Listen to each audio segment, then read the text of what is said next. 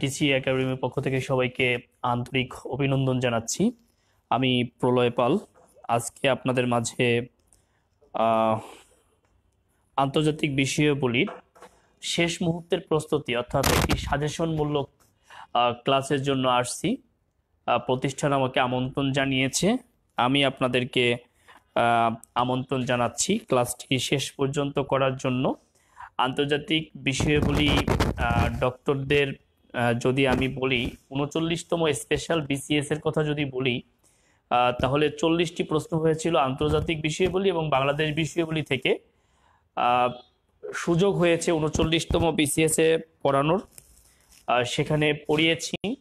22টি প্রশ্ন আসছিল আন্তর্জাতিক বিষয়াবলী থেকে এবং 18টি প্রশ্ন আসছিল বাংলাদেশ বিষয়াবলী থেকে। আমি আপনাদের সাথে আগামী আজকে সহ 4 দিন থাকব। আজকে আন্তর্জাতিক বিষয়াবলীর সাজেশনমূলক ক্লাস আপনাদের সাথে হবে। আগামীকালকে একটা পিডিএফ আপলোড দিব আপনাদের এই সাজেশনের উপরে। আগামী 5 তারিখে আপনাদের সাথে বাংলাদেশ বিষয়াবলী এবং বাংলাদেশ বিষয়াবলীর জিস্ট ক্লাস এবং সাজেশন নিয়ে আলোচনা হবে। আর আগামী 7 তারিখেও বাংলাদেশ বিষয়াবলী নিয়ে আলোচনা করব। আগামী 9 তারিখে আপনাদের সঙ্গে বাংলাদেশ বিষয়াবলী এবং আন্তর্জাতিক বিষয়াবলী এই 2 সাবজেক্টের যে সাম্প্রতিক বিষয়গুলো রয়েছে সেই বিষয়গুলি নিয়ে কথা বলবো। মনে রাখবেন যে 42তম বিসিএস এ কিন্তু বেশ কিছু সাম্প্রতিক প্রশ্ন হবে, যেটা 39তম বিসিএস এও হয়েছিল। আর সাম্প্রতিক এই যে জায়গাটা, এই জায়গাটা বিশাল জায়গা। আমি জানি আপনারা প্রচুর বই কিনেছেন সাম্প্রতিকের, যখন যেটা চোখে ভালো লেগেছে বা দেখেছেন সেটাই কিনেছেন, কিন্তু কোনো লাভ হবে না যদি আপনি না জানেন যে সাম্প্রতিকে কোন টাইপের প্রশ্ন হয় বা কোন বিষয়গুলো সাম্প্রতিকে জোর দেওয়া উচিত, না হলে কিন্তু কোনো লাভ হবে না। অতএব আজকে আমরা আন্তর্জাতিক বিষয়গুলি নিয়ে ক্লাস করব। আপনারা, আমার হাতে আর একটা ডিভাইস আছে, আপনারা কমেন্টস করতে পারেন। আপনাদেরকে আপনাদের কমেন্টসের উত্তর আমি দিব। তো আজকে ওকে ওকে ওকে থ্যাংক ইউ। আজকে আন্তর্জাতিক বিষয়াবলী নিয়ে কথা বলছি, শুরু করি তাহলে। আন্তর্জাতিক বিষয়াবলীর 20 মার্কস। আমি শুধু 20 মার্কসের সাজেশন দিব না, যেখানে যতটুকু আলোচনা করা দরকার সেখানে ততটুকু আলোচনা করার চেষ্টা করব। আন্তর্জাতিক বিষয়াবলী আপনারা ক্লাস ইতিমধ্যে করেছেন, অনেক ক্লাস করেছেন আপনারা। তো এর মধ্যে আমি যে অংশটুকু আজকে দিব, এই অংশগুলো যদি আপনি রিভিশন দেন তাহলে আপনার যে জায়গাটা ক্লিয়ার হবে যে আপনি এই জায়গা থেকে প্রশ্ন কমন পাবেন। যেমন আমি 39-এর বরাত দিয়ে একটা কথা বলি। চলে আসলো অ্যাডলফ হিটলার। এই যে অ্যাডলফ হিটলার কত সালে, অ্যাডলফ হিটলার কত সালে জার্মানির চ্যান্সেলর নির্বাচিত হন? উত্তর হচ্ছে 1933 সালে। এখন এই প্রশ্নটা কিভাবে করলো, কোথা থেকে করলো প্রশ্নটা করলো হচ্ছে দ্বিতীয় বিশ্বযুদ্ধের প্রেক্ষাপট থেকে। এখন যদি আমি বিশ্বযুদ্ধের কথা বলি বা যুদ্ধের কথা যদি আমি বলি, তাহলে প্রথমেই যে কথাগুলো বলবো যে অবশ্যই যুদ্ধের মধ্যে উল্লেখযোগ্য যে যুদ্ধ, তার মধ্যে একটা হচ্ছে প্রথম বিশ্বযুদ্ধ, তারপরে হচ্ছে দ্বিতীয় বিশ্বযুদ্ধ। উল্লেখযোগ্য যুদ্ধের মধ্যে, যুদ্ধ কিন্তু অনেক আছে, আপনারা অনেক যুদ্ধ পড়েছেন। এই যে প্রথম বিশ্বযুদ্ধ এবং দ্বিতীয় বিশ্বযুদ্ধ, এর বাইরে যদি আমরা রিসেন্ট যুদ্ধের কথা বলি, মানে রিসেন্ট বলতে এতটা রিসেন্ট না, এই দ্বিতীয় বিশ্বযুদ্ধ পরবর্তী যুদ্ধের কথা বলি, তাহলে আরব ইসরায়েল যুদ্ধ,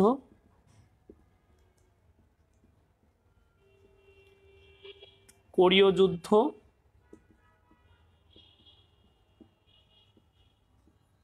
ভিয়েতনাম যুদ্ধ, এইটুকু আমরা বলতে পারি। তো ব্যাপার হচ্ছে, আপনারা কি লেখা দেখতে পাচ্ছেন? আচ্ছা, নমস্কার, অঙ্কুর এখানে আছেন? আচ্ছা আচ্ছা, গুড। তো দেখেন, আমরা যদি শুধু এই জায়গার দিকে তাকাই তাহলে আপনি একটা প্রশ্ন এখান থেকেই পাবেন, অর্থাৎ 1 মার্ক কিন্তু আপনার এখান থেকে আসবে। এখন প্রথম বিশ্বযুদ্ধ দ্বিতীয় বিশ্বযুদ্ধে আলোচনা অনেক, আপনার এত আলোচনা শেখারও দরকার নাই, জানারও দরকার নাই। আপনি যে জায়গা থেকে প্রশ্নগুলো হতে পারে, যেমন ইতিমধ্যে আপনারা প্রথম বিশ্বযুদ্ধ এবং দ্বিতীয় বিশ্বযুদ্ধের উপরে ক্লাস করেছেন। তো যেহেতু ক্লাস করেছেন, ব্রেক দিব, চলবে চলবে, আচ্ছা। তো যেহেতু এই যে প্রথম বিশ্বযুদ্ধের আমাদেরকে, আমি তো ডিটেলস আলোচনা করার আছে সুযোগ নাই, তাই না?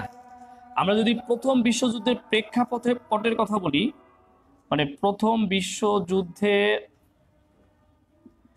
প্রেক্ষাপটের কথা বলি, এই প্রেক্ষাপটের মূলে যে ব্যক্তি ছিল, অর্থাৎ এই প্রথম বিশ্বযুদ্ধের প্রেক্ষাপট, আমরা যদি প্রিভিয়াস বিষয়গুলো দেখলে যার নামটা আমাদের কাছে চলে আসবে, সেই নামটা হলো বিসমার্ক। যেহেতু 39তম বিসিএস এ দ্বিতীয় বিশ্বযুদ্ধের প্রেক্ষাপট থেকে প্রশ্ন আসছে, সেহেতু আমরা প্রথম বিশ্বযুদ্ধের প্রেক্ষাপট থেকে একটু প্রশ্ন নিচ্ছি। অর্থাৎ এই যে বিসমার্কের কথা বললাম, এই বিসমার্ক জার্মানির চ্যান্সেলর নির্বাচিত হয় 1971 সালে। এটি হলো রাজকীয় জার্মানির প্রথম চ্যান্সেলর। তাহলে আপনি যে কথাটি লিখবেন যে রাজকীয় জার্মানির প্রথম চ্যান্সেলর নির্বাচিত হয়েছিলেন বিসমার্ক, এই কথাটা আপনি লিখে রাখেন। এটা গুরুত্বপূর্ণ হতে পারে। এবং কবে হয়েছিল? 1971 সালে হয়েছিল। তাহলে দেখেন, একটু লিখে রাখেন, এটা একটি ইম্পর্টেন্ট প্রশ্ন, এই ধরনের প্রশ্ন হতে পারে।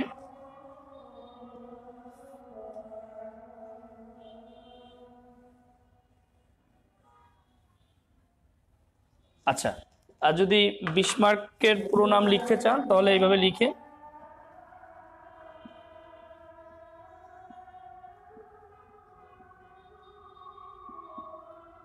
Auto von Bismarck. আচ্ছা, এই যে অটো ভন বিসমার্ক 1890 সালে, এখানে 1900 না, এখানে 1890 সালে পদত্যাগ করে। এই পদত্যাগকে বলা হয় ড্রপিং অফ দ্য পাইলট।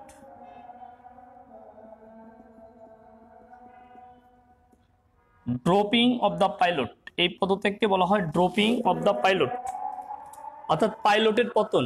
এটা ঘটে কত সালে? 1890 সালে। তাহলে আমরা আরেকটা প্রশ্ন নেন, আমরা দুইটা প্রশ্নের উত্তর পেলাম এখানে। একটা হলো অটো ভন বিসমার্ক। এই অটো ভন বিসমার্ক ছিল, এই যে জার্মানির কথা আমরা বলছি, যে জার্মানিতে যুদ্ধ শুরু হয়েছিল, এই জার্মানি ছিল প্রুশিয়া সাম্রাজ্যের অন্তর্গত। এই জার্মানি ছিল 39 খণ্ড বিভক্ত। এই 39 খণ্ডে বিভক্ত জার্মানিকে এক করেন হচ্ছে অটো ভন বিসমার্ক, এবং তিনি হচ্ছেন এই রাজকীয় জার্মানির, রাজকীয় মানে যেখানে রাজতন্ত্র ছিল, সেই রাজতন্ত্রের অর্থাৎ সেই রাজকীয় জার্মানির প্রথম চ্যান্সেলর নিযুক্ত হন নট মানে সিলেক্টেড, নট ইলেক্টেড, সিলেক্টেড হন বিসমার্ক। তাহলে আমরা এখানে দুইটা প্রশ্ন পেলাম বিসমার্ক সম্পর্কে। তাহলে আপনার এটার হেডিং হওয়া উচিত প্রথম বিশ্বযুদ্ধের প্রেক্ষাপট, তারপর হেডিং হওয়া উচিত বিসমার্ক সম্পর্কে। তাহলে আপনি কয়টা প্রশ্ন লিখবেন? নাম্বার 1, বিসমার্ক রাজকীয় জার্মানির প্রথম চ্যান্সেলর নিযুক্ত হন। কত সালে হন? 1871 সালে। নাম্বার 2, এই বিসমার্কের পদত্যাগ করতে বাধ্য হয় কত সালে? 1890 সালে। আর এই বিসমার্কের পদত্যাগকে কি বলা হয়? পাইলটের পতন বলা হয়। এখন পরীক্ষায় প্রশ্ন আসতে পারে ড্রপিং অফ দ্য পাইলট কি?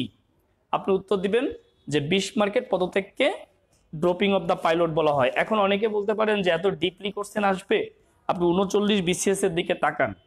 আমরা রিস্ক নিচ্ছি না, আমরা প্রথম বিশ্বযুদ্ধ এবং দ্বিতীয় বিশ্বযুদ্ধ মিলে একটা নম্বর পাওয়ার আমরা চেষ্টা করব, অর্থাৎ এখান থেকে 1 মার্ক পাওয়ার আমরা চেষ্টা করতেছি। তো সেখানে যে বিষয়গুলো হচ্ছে ইম্পর্টেন্ট, সেই বিষয়গুলো নিয়ে আপনাদের সাথে কথা বলছি। দেখেন, এই যে যুদ্ধের প্রেক্ষাপট, এই যুদ্ধ কি হলো? আপনারা ইতিমধ্যে যেহেতু সারা বছর ক্লাস করেছেন, আপনারা জানেন যে এই যে অস্ট্রো হাঙ্গেরি বসনিয়াকে দখল করে নিল, আর এর প্রেক্ষিতে সার্বিয়া অস্ট্রো হাঙ্গেরিকে আক্রমণ করার জন্য সে প্রস্তুতি নিল। এবং ব্ল্যাক হ্যান্ড এর অর্থ হচ্ছে মৃত্যু সংঘ। এই ব্ল্যাক হ্যান্ড বা মৃত্যু সংঘ নামক একটি গুপ্ত বাহিনী গঠন করলো। এই যে গুপ্ত বাহিনী ব্ল্যাক হ্যান্ড 1908 সালে গঠন করে, এখন পরীক্ষা আসতে পারে ব্ল্যাক হ্যান্ড বা মৃত্যু সংঘ গঠন করে কোন দেশ? আপনি উত্তর দিবেন সার্বিয়া। উত্তর দিবেন কি? সার্বিয়া। তাহলে আমরা 3টা প্রশ্ন লিখাইছি এই পর্যন্ত আপনাদেরকে। এই প্রশ্নটা কি? ব্ল্যাক হ্যান্ড বা মৃত্যু সংঘ গঠন করে কোন দেশ? আপনি উত্তর দিবেন সার্বিয়া। এবার যুদ্ধ হবে, তাহলে যুদ্ধ হলে আপনাকে অবশ্যই যুদ্ধ কবে শুরু হয় এটি আপনাকে মনে রাখতে হবে। যুদ্ধ শুরু হয় 1914 সালের 28শে জুলাই, 28শে জুলাই, শেষ হয় 1918 সালের 11 নভেম্বর। তাহলে আপনাকে এটা মনে রাখতেই হবে, কারণ আসতেই পারে আপনার প্রথম বিশ্বযুদ্ধ শুরু হয় কবে বা প্রথম বিশ্বযুদ্ধ শেষ হয় কবে, এই ধরনের প্রশ্ন কিন্তু আপনার আসতেই পারে, না আসার কোনো কিছু নাই। তাহলে প্রথম বিশ্বযুদ্ধ শুরু হয় 1914 সালের 28শে জুলাই আর শেষ হয় কি 1918 সালের 11 নভেম্বর। এখন দেখেন যুদ্ধে 2টা শক্তি থাকে, আমি খুব সংক্ষেপে পড়াচ্ছি, বুঝতেই পারতেছেন 2 ঘন্টায় পুরো আন্তর্জাতিক পড়াবো। অক্ষ শক্তি আর মিত্র শক্তি, 2টা শক্তি, তাই তো? তাহলে দেখেন এই যে অক্ষ আর মিত্র কি, অক্ষ প্রথম আক্রমণকারী হচ্ছে অক্ষ শক্তি, যাকে আক্রমণ করা হয় সে হচ্ছে মিত্র শক্তি। তাহলে এই যে অক্ষ শক্তির কথা আমরা বললাম, যেখানে অস্ট্রিয়া প্রথম সার্বিয়াকে আক্রমণ করবে, আপনার এখানে কোনো কিছু মুখস্থ করার দরকার নাই, আমি একটা লাইন লিখবো, আপনি জাস্ট এই একটা লাইন মনে রাখবেন। কি রাখবেন? এই যে অস্ট্রো হাঙ্গেরি, জার্মানি, তুরস্ক,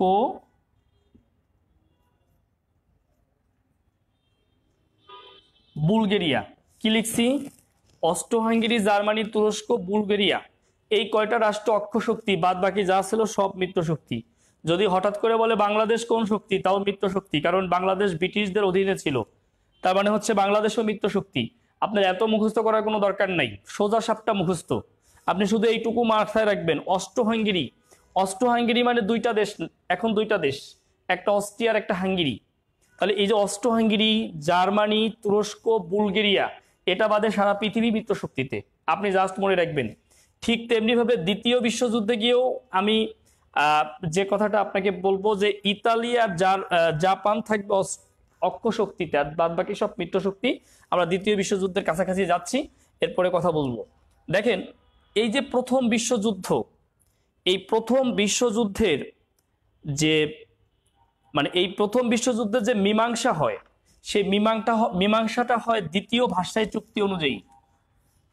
কোন চুক্তি? দ্বিতীয় ভাষায়।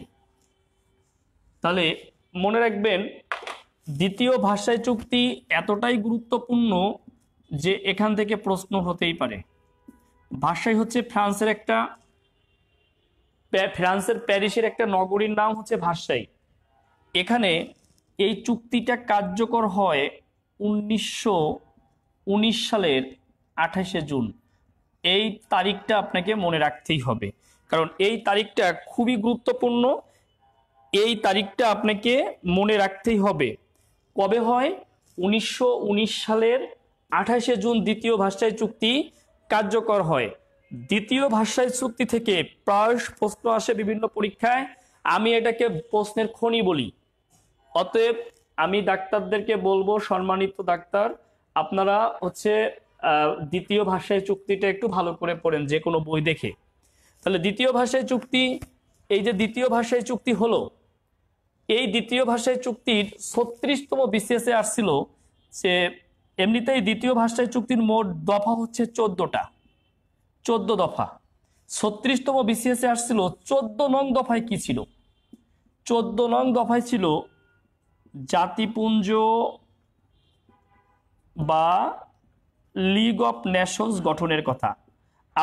আপনাদের এই প্রশ্ন রিপিট হতে পারে, অর্থাৎ এই প্রশ্নই আপনাদের আবার চলে আসতে পারে। এখন 36তম বিসিএসে আসছে 14তম দফায় কি ছিল? তাহলে আমরা উত্তরটা জেনে নিলাম, লিগ অফ নেশনস বা জাতিপুঞ্জ গঠনের কথা ছিল। এখন ভাই আসতেই পারে প্রথম দফায় কি ছিল? 14, অর্থাৎ শেষেরটা যেহেতু আসছে, প্রথমটাও তো চলে আসতে পারে। তাহলে প্রথম দফায় ছিল হচ্ছে ওপেন ডিপ্লোমেসি বা উন্মুক্ত কূটনীতি, ওপেন ডিপ্লোমেসি বা উন্মুক্ত কূটনীতির কথা ছিল প্রথম দফায়, এটা আপনি মনে রাখতে হবে। এই যে 14 দফা, এই 14 দফা ঘোষণা করেন কে, এই ধরনের প্রশ্ন আসতে পারে। 14 দফা ঘোষণা করেন মার্কিন প্রেসিডেন্ট উড্রো উইলসন, যে প্রথম বিশ্বযুদ্ধের সময় মার্কিন প্রেসিডেন্ট ছিল, এই যে উড্রো উইলসন।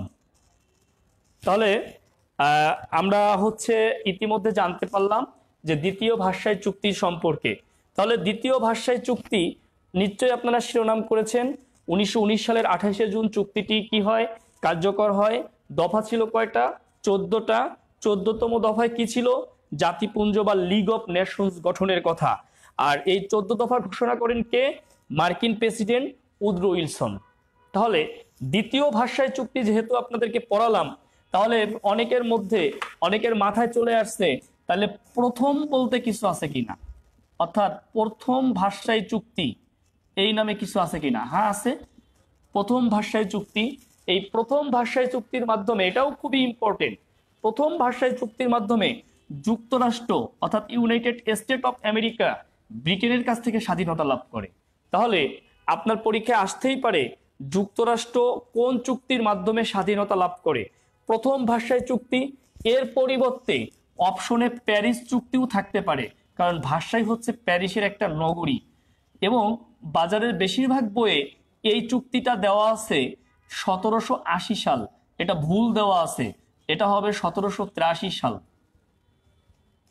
তাহলে দ্বিতীয় ভার্সাই চুক্তি যেহেতু দফা নিয়ে কথা বলেছি, তাহলে প্রথম ভার্সাই চুক্তিরও দফা আছে, পরীক্ষায় আসছে। আপনারা যারা জব সলিউশন পড়েছেন দেখবেন আসছে। প্রথম ভার্সাই চুক্তির দফা ছিল 4 দফা। দেখেন আমরা গুরুত্বপূর্ণ 2টা অংশ কিন্তু শেষ করলাম। প্রথম বিশ্বযুদ্ধ নিয়ে সংক্ষিপ্ত আলোচনা শেষ। আমরা কিন্তু এখন পর্যন্ত 1 নম্বরের আলোচনা আমরা করতেছি, 1 মার্ক পাওয়ার জন্য আলোচনা করতেছি। আজকে আপনাদের সাথে 20 মার্ক পাওয়ার আলোচনা করব। এইভাবে এক এক করে আমরা 20 পর্যন্ত পৌঁছাবো। তাহলে দেখেন, এবং আপনাদের যদি কোনো প্রশ্ন থাকে আপনারা আমাকে প্রশ্ন করবেন, যে কোনো প্রশ্ন আপনারা আমাকে করবেন। আমার হাতে আর একটা ডিভাইস আছে, আমি দেখতেছি, আপনাদের প্রশ্নগুলো আমি পড়ব এবং উত্তর দিব। ঠিক আছে?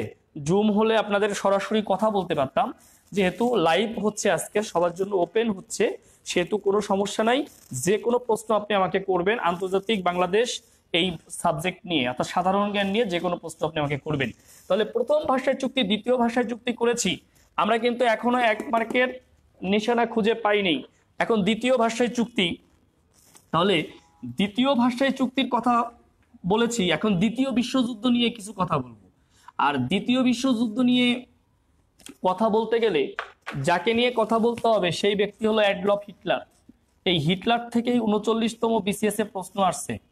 হিটলার, কার কথা বলবো? হিটলারের কথা বলবো আমরা। তাহলে 39তম বিসিএস এ আসছিল হিটলার জার্মানির চ্যান্সেলর নির্বাচিত হয় কবে, কিন্তু তার আগেও হিটলার নিয়ে কতগুলো প্রশ্ন আছে। যেমন হিটলার কোন বাহিনীর প্রধান ছিলেন? হিটলার নাৎসি বাহিনীর প্রধান ছিলেন, নাৎসি বা নাজি পার্টির। আপনারা যদি মাথা ঠান্ডা করে, আমি 2 ঘন্টা কথা বলবো, যদি আপনি নিতে পারেন এবং এই প্রস্তুতি যদি নিতে পারেন, আপনি সর্বোচ্চ মার্ক পাবেন। আমি দায়িত্ব নিয়ে বলতেছি, আপনি ম্যাক্সিমাম মার্ক পাবেন, 15 আপ পাবেন আন্তর্জাতিকে। যদি আপনার কাছে বিলিভ না হয়, 26 তারিখে পরীক্ষা, 26 তারিখ বিকালবেলা আপনি আমাকে জানিয়েন বা প্রতিষ্ঠানকে জানায়েন যে আজকের ক্লাস করে আপনার কতটুকু বেনিফিট হয়েছে। না এলোমেলো উল্টাপাল্টা পড়ে লাভ নাই, পড়ার জগৎ অভাব নাই। আপনি আন্তর্জাতিকে কি পড়বেন, কখনোই পড়ে শেষ করতে পারবেন না।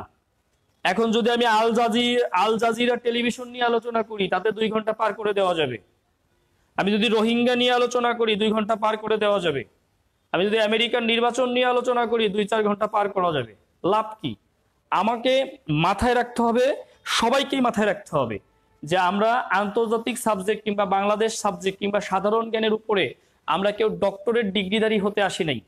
40 মার্ক, আপনারা যেহেতু ডাক্তার, এই 40-এর মধ্যে 30 মার্ক পেলে, আমি যেটা বলি, যেহেতু 39তম বিসিএস এর এই অভিজ্ঞতাটা আমি দেখেছি, আমি পার্সোনাল গাইড করেছি যাদেরকে, তার মধ্যে কেউ 39তম বিসিএস এ ক্যাডার হয়েছে, চাকরি করছে এখন। আবার পরবর্তীতে যে 2000 নিল তার মধ্যেও কেউ কেউ ক্যাডার হয়ে গিয়েছে। তো আমি আমার অভিজ্ঞতা থেকে বলছি যে বেশি পড়ার দরকার নেই, পাণ্ডিত্য অর্জন করার দরকার নেই।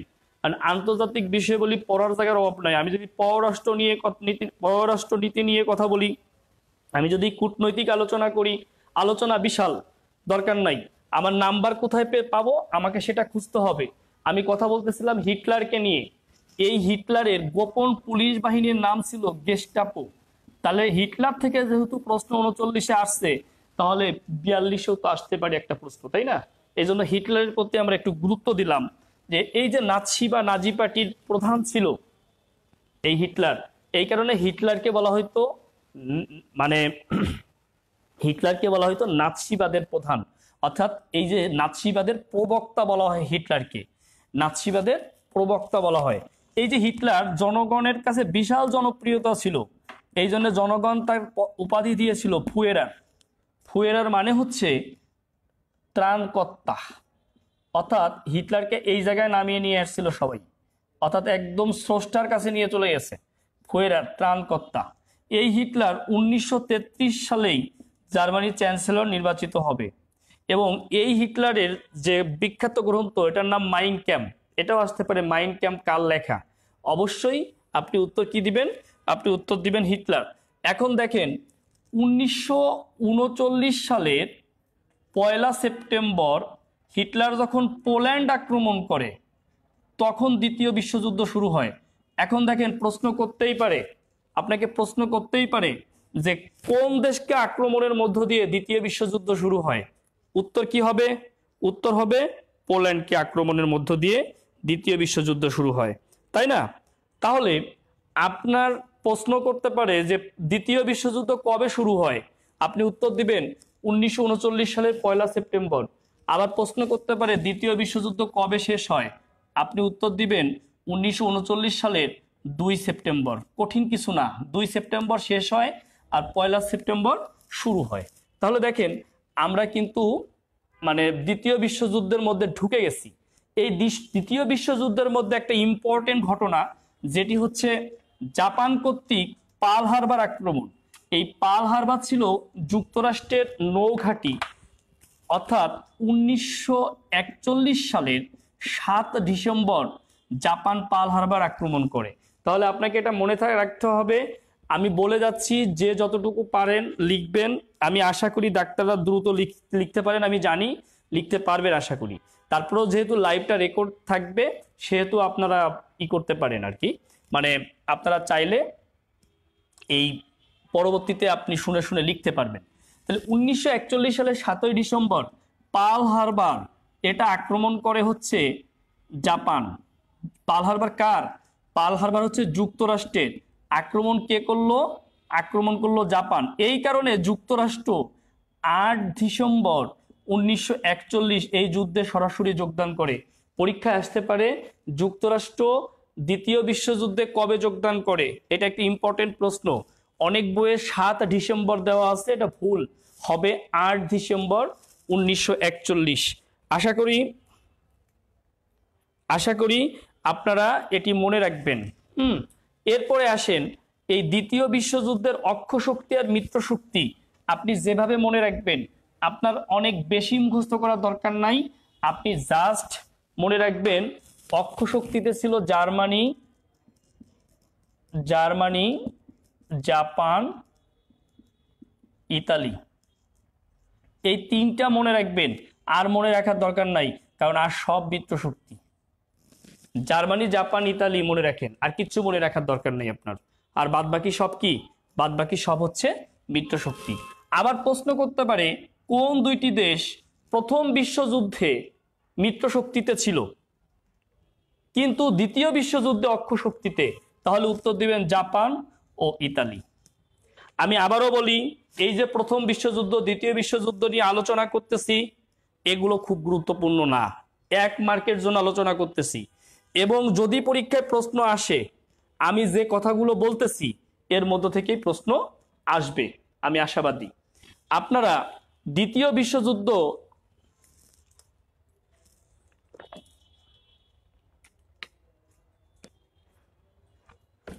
আপনি যে কাজটি করবেন, এই যে দ্বিতীয় বিশ্বযুদ্ধ, অর্থাৎ দ্বিতীয় বিশ্বযুদ্ধের মধ্যে গুরুত্বপূর্ণ যে ঘটনা ছিল তার মধ্যে একটা হলো হিরোশিমায় অ্যাটম বোম নিক্ষেপ, আর একটা হচ্ছে নাগাসাকিতে অ্যাটম বোম নিক্ষেপ। এই দুইটা আপনাকে একটু মনে রাখতে হবে। হিরোশিমায় অ্যাটম বোম নিক্ষেপ হয়েছিল 6 আগস্ট 1945, আর নাগাসাকিতে হয়েছিল 9 আগস্ট 1945। এটার নাম ছিল লিটল বয়, এটার নাম ছিল ফ্যাটম্যান।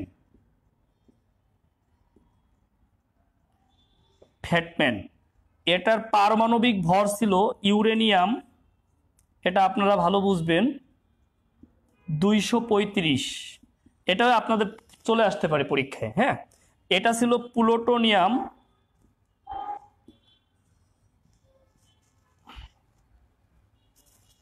239,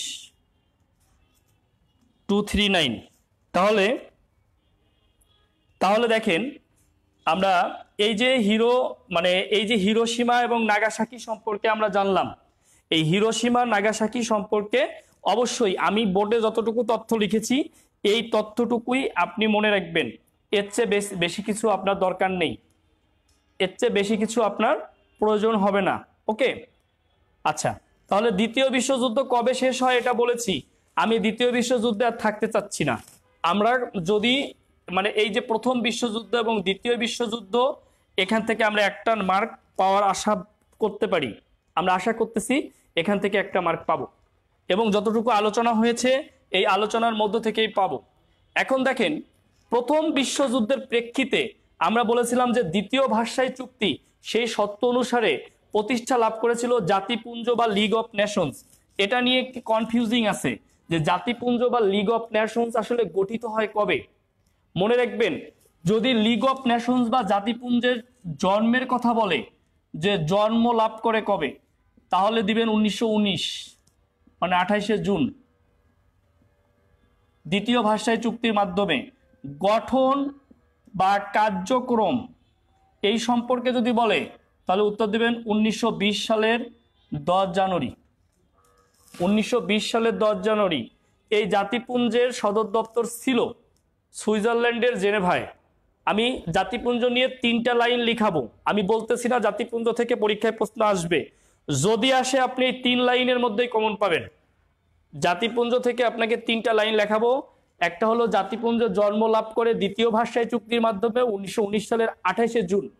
জাতিপুঞ্জ গঠিত হয় বা কার্যক্রম শুরু হয় 1920 সালের 10 জানুয়ারি।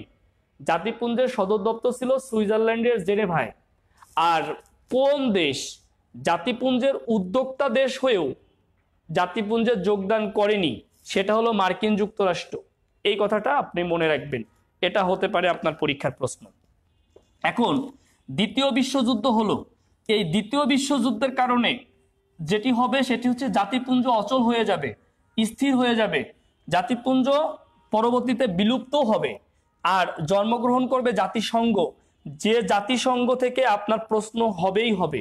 অর্থাৎ এক জাতিসংঘ পড়লে আপনি মিনিমাম 1 মার্ক পাবেন। 39তম বিসিএসে আসছিল যে জাতিসংঘের প্রতিষ্ঠাকালীন সদস্য দেশ কয়টি, এটা খুবই সহজ প্রশ্ন ছিল। এখন 42তম বিসিএসে যে জাতিসংঘ থেকে খুব সহজ প্রশ্ন হবে এটা আশা করা বোকামি ছাড়া কিছু না, এটা আশা করার দরকার নাই। কি প্রশ্ন হতে পারে আমরা সেখানে একটু পরে যাচ্ছি। তার আগে আরো 3টা যুদ্ধ লিখছি। এই 3টা যুদ্ধ হলো এক্সট্রা পড়তেছি আমরা, এটার ব্যাকআপ নিচ্ছি। যদি কোনো কারণে এখানে মিসিং হয়ে যায় তাহলে আপনি এখান থেকে পাবেন। অর্থাৎ এই টোটালটাই হচ্ছে 1 মার্কের আলোচনা। আরব ইসরায়েল যুদ্ধ, এই আরব ইসরায়েল যুদ্ধ হয়েছে এই পর্যন্ত 4 বার। কয়বার? 4 বার। আরব ইসরায়েল যুদ্ধ কয়বার হয়েছে এটাও আপনার জানা দরকার না। কত কত সালে আরব ইসরায়েল যুদ্ধ হয়েছে শুধু এইটুকু জানবেন, আর 2-1টা লাইন আপনাকে লেখাই দিব। আপনি একটা মোবাইল নাম্বার মুখস্থ করেন, 019-48-56-73, জাস্ট এইটুকু, 019-48-56-73। দেখেন আমরা এখান থেকে 19 নিব, 1948, 1956, 1967, 1973। অর্থাৎ এটা হলো প্রথম আরব ইসরায়েল যুদ্ধ, এটা দ্বিতীয় আরব ইসরায়েল, এটা তৃতীয়, এটা চতুর্থ। অর্থাৎ একটা মোবাইল নাম্বার মুখস্থ রাখলে আপনি আরব ইসরায়েল যুদ্ধ 4টা যুদ্ধ কবে কবে হয়েছে মনে রাখতে পারবেন। ঠিক আছে। আর এই যে দেখেন, এই যে 67 সালের যুদ্ধ, এটাকে বলা হয় 6 দিনের যুদ্ধ। আসতে পারে 6 দিনের যুদ্ধ কোনটি? তাহলে আপনি কি দিবেন? তৃতীয় আরব ইসরায়েল যুদ্ধ। আর এই চতুর্থ আরব ইসরায়েল যুদ্ধ ছিল তেল অস্ত্রের প্রথম ব্যবহার। এই প্রশ্নটা প্রায়ই পরীক্ষায় আসে, তেল অস্ত্রের প্রথম ব্যবহার। অর্থাৎ আরব দেশগুলো পশ্চিমা বিশ্বের কাছে তেল রপ্তানি বন্ধ করে দিয়েছিল, যার কারণে এটাকে বলা হয় তেল অস্ত্রের প্রথম ব্যবহার। এবং এই যুদ্ধটা চলে 18 দিন। এই চতুর্থ আরব ইসরায়েল যুদ্ধ চলে কয়দিন? 18 দিন চলে। আশা করি আপনার আরব ইসরায়েল যুদ্ধ যতটুকু দিয়েছি এইটুকু পড়লেই হবে। কোরীয় যুদ্ধ দেখেন,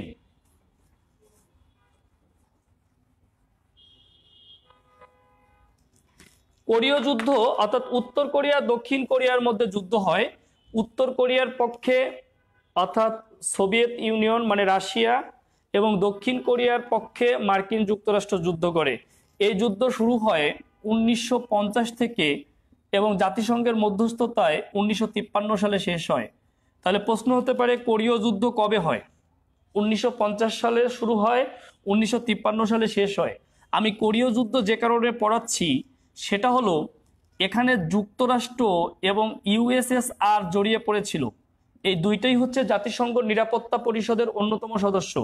যেহেতু জাতিসংঘ নিরাপত্তা পরিষদের সদস্য, জাতিসংঘ সনদ অনুযায়ী নিয়ম রয়েছে যে নিরাপত্তা পরিষদ যদি নিজেই যুদ্ধে জড়িয়ে যায় তাহলে সাধারণ পরিষদ সিদ্ধান্ত গ্রহণ করিবে।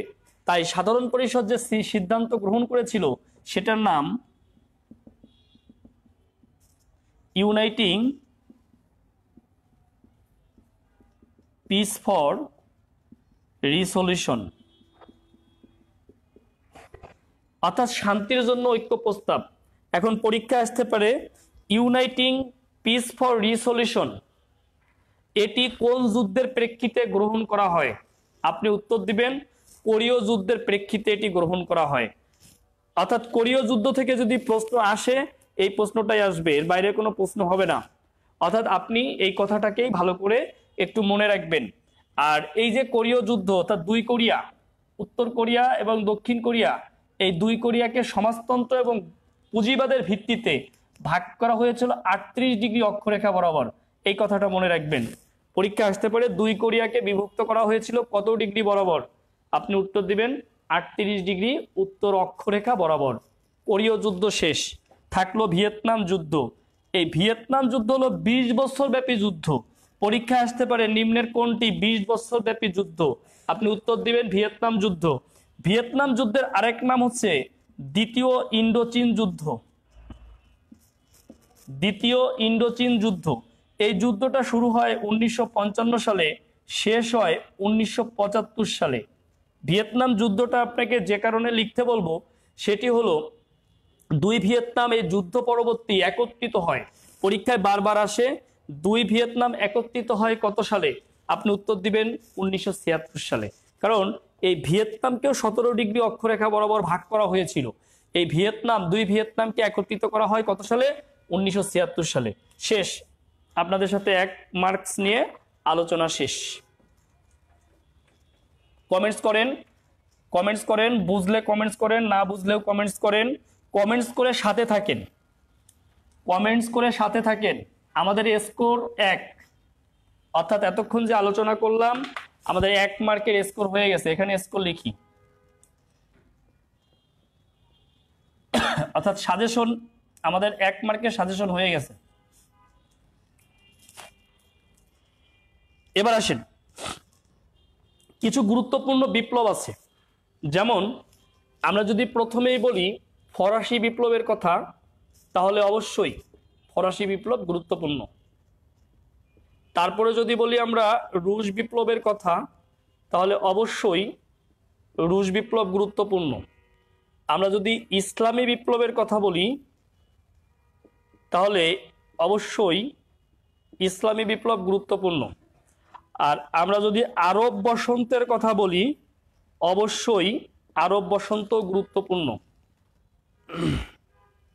এই অর্থাৎ আমরা এখন এটা নিয়ে আলোচনা করব, তবে এটা 1 মার্ক পাবেন কিনা এর গ্যারান্টি নাই, আর একটু জোড়া লাগাবো কিছু, তাহলে আরো 1 মার্ক পাবেন। দেখেন এইগুলো ক্লাস আপনারা করেছেন, আমি এখন আলোচনা করা মানে হচ্ছে মানে অতিরিক্ত করা, তারপরেও করতেছি, কারণ আলোচনার মধ্য থেকেই প্রশ্ন আসবে, এর জন্য আপনাকে আলাদা করে অনেক পড়ালেখা করার কোনো প্রয়োজন নাই।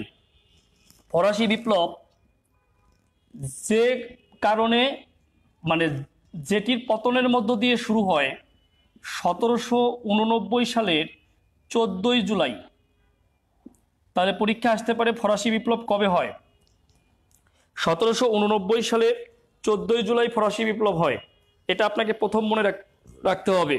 এবং যেটি পতনের মধ্য দিয়ে শুরু হয় সেটি হলো বাস্তিল দুর্গ। পরীক্ষায় আসবে বাস্তিল দুর্গর পতন হয় কবে, আপনি উত্তর দিবেন 1789 সালের 14ই জুলাই। বাস্তিল দুর্গের পতন হয় কবে, উত্তর দিবেন 1789 সালের 14ই জুলাই। ওকে, এবার ফরাসি বিপ্লবের শিশু বলা হয় কাকে? ফরাসি বিপ্লবের শিশু বলা হয় নেপোলিয়ন বোনাপার্টকে। ফরাসি বিপ্লবের শিশু বলা হয় কাকে? ফরাসি বিপ্লবের শিশু বলা হয় নেপোলিয়নকে। কেন বলা হয়? কারণ এই বিপ্লবের সময় নেপোলিয়নের বয়স ছিল মাত্র 20 বছর, এই কারণে নেপোলিয়নকে শিশু বলা হয়। তাহলে আপনি এই কথাটি মনে রাখেন যে নেপোলিয়নকে ফরাসি বিপ্লবের শিশু বলা হয়। ফরাসি বিপ্লবের একটা স্লোগান আছে, স্লোগানটার নাম কি? স্বাধীনতা অর্থাৎ লিবার্টি, সাম্য ইকুয়ালিটি, আর হচ্ছে মৈত্রী, হ্যাঁ, যেটা হচ্ছে ব্রাদারহুড আর কি, ভ্রাতৃত্ব। স্বাধীনতা, সাম্য, মৈত্রী বা ভ্রাতৃত্ব লিখতে পারেন আপনি, সমস্যা নেই। তাহলে এটাও আসে যে ফরাসি বিপ্লবের স্লোগান কি ছিল, এটাও আসতে পারে। তাহলে এই উত্তরটা আপনি দিবেন। এখন দেখেন ফরাসি বিপ্লব নিয়ে কিন্তু অনেক প্রশ্ন আছে, অনেক ধরনের প্রশ্ন আছে, বাট আপনার সব পড়া লাগবে না। যদি ফরাসি বিপ্লব থেকে আপনাদের প্রশ্ন আসে এর মধ্যেই প্রশ্ন আসবে। এবার আসেন রুশ বিপ্লব নিয়ে কথা বলি।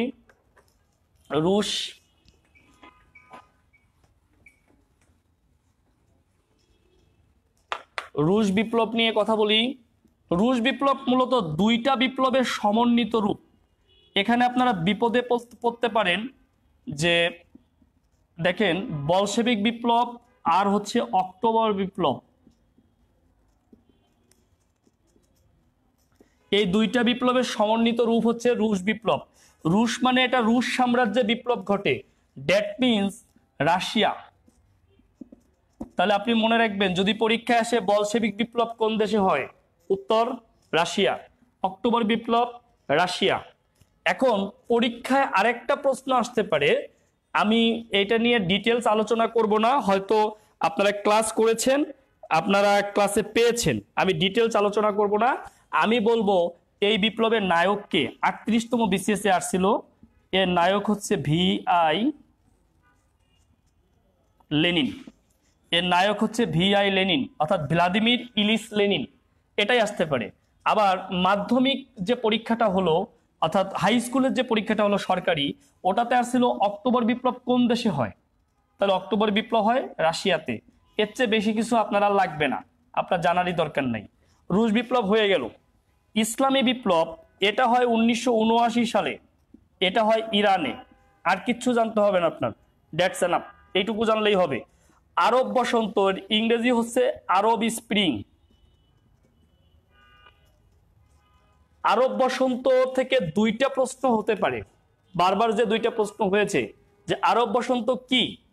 আরব বসন্ত হচ্ছে অর্থাৎ আরব দেশগুলোর গণজাগরণকে আরব বসন্ত বলা হয়। এটা পশ্চিমা বিশ্ব নাম দিয়েছে, কারণ একের পর এক যখন একনায়কতন্ত্রের পতন হচ্ছিল আরাবিয়ান কান্ট্রিগুলোর, তিউনিসিয়া সহকারে সব রাষ্ট্রগুলোর, তখন এটাকে নাম দেওয়া হয়েছে আরব বসন্ত। তাহলে পরীক্ষা আসতে পারে আরব বসন্ত কি। আরব বসন্ত হচ্ছে কি, আরব দেশগুলোর গণজাগরণ। আরব দেশগুলোর কি, গণজাগরণ। আরেকটা পরীক্ষায় প্রশ্ন আসতে পারে যে আরব বসন্তের সুতিকাগার, সুতিকাগার মানে হলো আতুর ঘর। এই আতুর ঘর বলা হয় কোন দেশকে? আতুর ঘর হলো তিউনিসিয়া। কি? তিউনিসিয়া। অর্থাৎ আরব বসন্তের আতুর ঘর বা সুতিকাগার হচ্ছে তিউনিসিয়া। বুঝতে পেরেছেন? তাহলে দেখেন এই যে হয়ে গেল, 1 মার্ক শেষ হয় নাই, এর সাথে কিছু চুক্তি যুক্ত করব। ওই চুক্তিগুলো যদি পড়েন আর এই বিপ্লবগুলো মিলিয়ে পড়লে আপনার আর 1 মার্ক হবে। ঠিক আছে? আচ্ছা আসেন আমরা চুক্তিগুলো জাস্ট একটু লিখে দেই, কোন কোন চুক্তি আপনাকে মনে রাখতে হবে।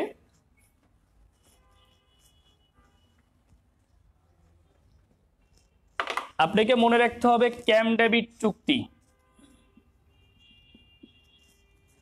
এই চুক্তি হয় মিশর আর ইসরায়েলের মধ্যে, অর্থাৎ মিশর ইসরায়েলকে স্বীকৃতি দেয়। ক্যাম্প ডেভিড চুক্তি এটা 1978 সালের। আপনাকে মনে রাখতে হবে পিএলও ইসরায়েল শান্তি চুক্তি।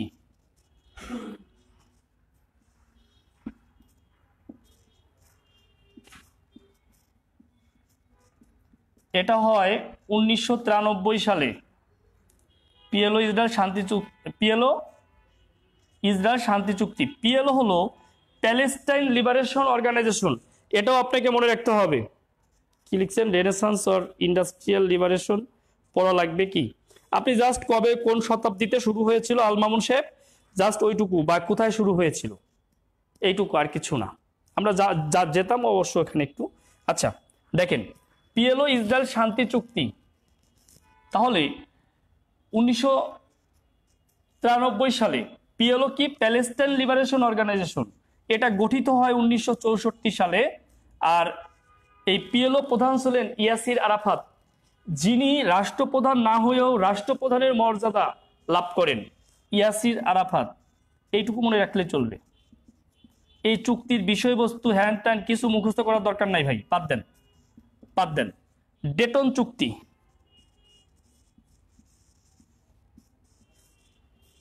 ডেটন চুক্তি হয় 1995 সালে।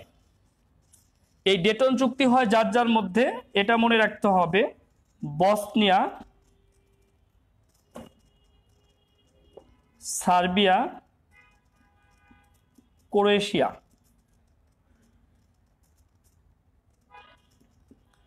এই দেশগুলোর মধ্যে এই ডেটন চুক্তি স্বাক্ষরিত হয়। পরীক্ষায় একটা প্রশ্ন প্রায়ই আসে আর বাজারের ম্যাক্সিমাম বইয়ে এর উত্তরটা ভুল দেওয়া আছে। সেটা হলো সাদিয়া সাবরিনা, আমি সব বিষয় নিয়ে কথা বলবো, প্লিজ আপনারা সাথে থাকেন। একদম কেবল 1 মার্কের আলোচনা করেছে আর 1 মার্ক চলতেছে, 2 মার্কের 20 মার্ক পর্যন্ত আজকে আলোচনা করে দিব আপনাদেরকে। ঠিক আছে? তো দেখেন বসনিয়া, সার্বিয়া, ক্রোয়েশিয়ার মধ্যে চুক্তি স্বাক্ষরিত হয়। তাহলে এই যে চুক্তি, এই চুক্তির মধ্যস্থতাকারী মার্কিন কোন প্রেসিডেন্ট? সব বইয়ে দেওয়া আছে জিমি কার্টার। এটা ভুল উত্তর দেওয়া। জিমি কার্টার এ সময় মার্কিন প্রেসিডেন্টই ছিলেন না। এ সময় এই যুদ্ধের মধ্যস্থতাকারী হচ্ছে বিল ক্লিনটন, মার্কিন প্রেসিডেন্ট বিল ক্লিনটন। তাহলে আপনি মনে রাখবেন মার্কিন প্রেসিডেন্ট বিল ক্লিনটন। তাহলে আরেকটা চুক্তি লিখব সিটিবিটি। সিটিবিটি নিয়ে, অর্থাৎ comprehensive nuclear test and treaty organisation. এগুলো লিখতে গেলাম না, লেখার টাইম নাই। সিটিবিটি নিয়ে যে প্রশ্নটা হতে পারে যে কত সালে স্বাক্ষরিত হয়, আপনি উত্তর দিবেন 1996 সালে। 1996 সালে। আরেকটা প্রশ্ন করতে পারে বাংলাদেশ কবে স্বাক্ষর করে? বাংলাদেশও স্বাক্ষর করে 1996 সালে, কিন্তু বাংলাদেশ অনুমোদন দেয়। অনুমোদন মিন্স র্যাটিফাই করে। র্যাটিফাই করে হচ্ছে 2000 সালে। তাহলে দেখেন আমাকে এই 3টে কথা মনে রাখতে হবে সিটিবিটি থেকে। Comprehensive nuclear test ban treaty organisation, এই জায়গা থেকে আমাকে যেটা মনে রাখতে হবে সেটা হচ্ছে সিটিবিটি স্বাক্ষরিত হয় 1996 সালে, বাংলাদেশ স্বাক্ষর করে 1996 সালে, এটা অনুমোদন হয় 2000 সালে। হয়ে গেল। তাহলে আমি এর আগে 2টা ভার্সাই চুক্তি আপনাদেরকে রিলেটেড দেখিয়েছি। এখন 4টা বিপ্লব, 3টা বিপ্লব দেখালাম, একটা আরব বসন্ত দেখালাম। এটাও একটা বিপ্লবের আর কি, জেসমিন বিপ্লবের ফলাফল। আর এই যে আমি কিছু চুক্তি আপনাদেরকে দেখিয়েছি, পাশাপাশি আপনারা যেটা মনে রাখবেন সেটা হলো বেলফোর ঘোষণা। আমি একটু কথা বলবো বেলফোর ঘোষণা নিয়ে। বেলফোর ঘোষণা, তাহলে আমাদের 1 মার্কের আলোচনা শেষ হবে। দেখেন 1914 সালে প্রথম বিশ্বযুদ্ধ শুরু হলো। এই বিশ্বযুদ্ধে ফিলিস্তিন তারা যুদ্ধ করতেছিল হচ্ছে অক্ষ শক্তির পক্ষে, মানে জার্মানির পক্ষে।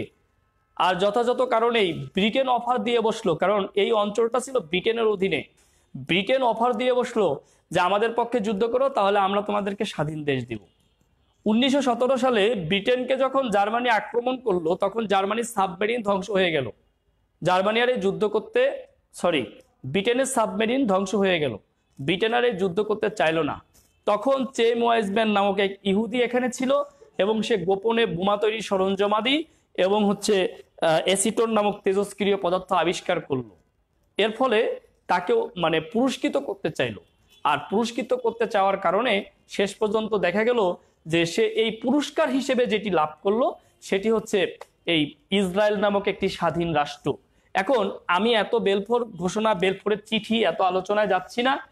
এই যে 1948 সালে, একটু আগে আপনাদের আরব ইসরায়েল যুদ্ধ পড়িয়েছিলাম, এই 1948 সালে আরব ইসরায়েল যুদ্ধের কারণই এটা, যে ইসরায়েলকে হঠাৎ করে স্বাধীনতা দেওয়া এবং ফিলিস্তিনিদেরকে মাতৃভূমি থেকে উৎখাত করার চেষ্টা করা, এটাই হচ্ছে প্রথম আরব ইসরায়েল যুদ্ধের কারণ। এই কারণে আপনি যেটি মনে রাখবেন সেটি হলো যে এই ইসরায়েল রাষ্ট্রকে প্রথম স্বীকৃতি দেয় কোন দেশ, এটি ইম্পর্টেন্ট। আপনি মনে রাখবেন ইসরায়েল রাষ্ট্রকে প্রথম স্বীকৃতি দেয় যুক্তরাষ্ট্র, এটা পরীক্ষায় আসে, ঠিক আছে? ইসরায়েল রাষ্ট্রকে প্রথম স্বীকৃতি দেয় যুক্তরাষ্ট্র, এই কথাটা আপনাকে মনে রাখতে হবে। আমাদের আলোচনা শেষ, 2 মার্কের আলোচনা শেষ, অর্থাৎ এই বিষয়গুলো আপনি একটু ভালো করে দেখবেন। হ্যাঁ, এর সাথে একটু একটু একটু জোড়া লাগাই, সেটা হচ্ছে ম্যাগনা কার্টা সনদ। এক ভাই বলছে শিল্প বিপ্লব, ম্যাগনা কার্টা সনদ, এটা রচিত হয় 1215 সালে ব্রিটেনে।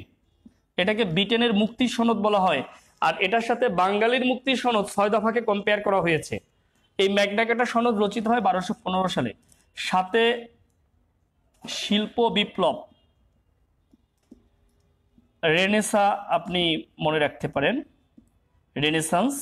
দেখেন আমি আপনাদেরকে প্রশ্ন করি, এই যে শিল্প বিপ্লবের কারণে, প্রশ্ন করার দরকার নেই, প্রশ্ন করার সময় নাই আসলে, আমি যে প্রশ্নটা বলবো, এই যে শিল্প বিপ্লব হলো, আপনারা শিল্প বিপ্লব নিয়ে অনেক পড়বেন আমি জানি, অনেক পড়াইছে স্যারে আমি জানি, আমি এত কথা বলতেছি না। শিল্প বিপ্লবের কারণে ভারতে কুটির শিল্প ধ্বংস হয়। ভারতে একটা জিনিসের ধ্বংস হয় আর একটা জিনিসের শুরু হয়, সেটা কি? শিল্প বিপ্লবের ফলে ভারতে কুটির শিল্প ধ্বংস হয়, এবং এই বিপ্লবের ফলে ভারতে নীল চাষ শুরু হয়।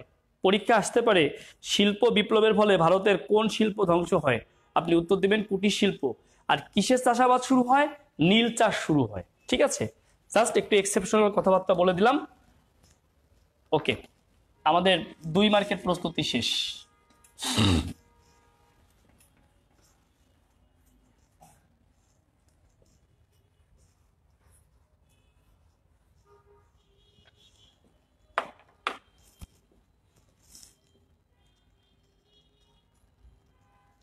এবার আসেন ইউনো, ইউনাইটেড নেশনস অর্গানাইজেশন, জাতিসংঘ।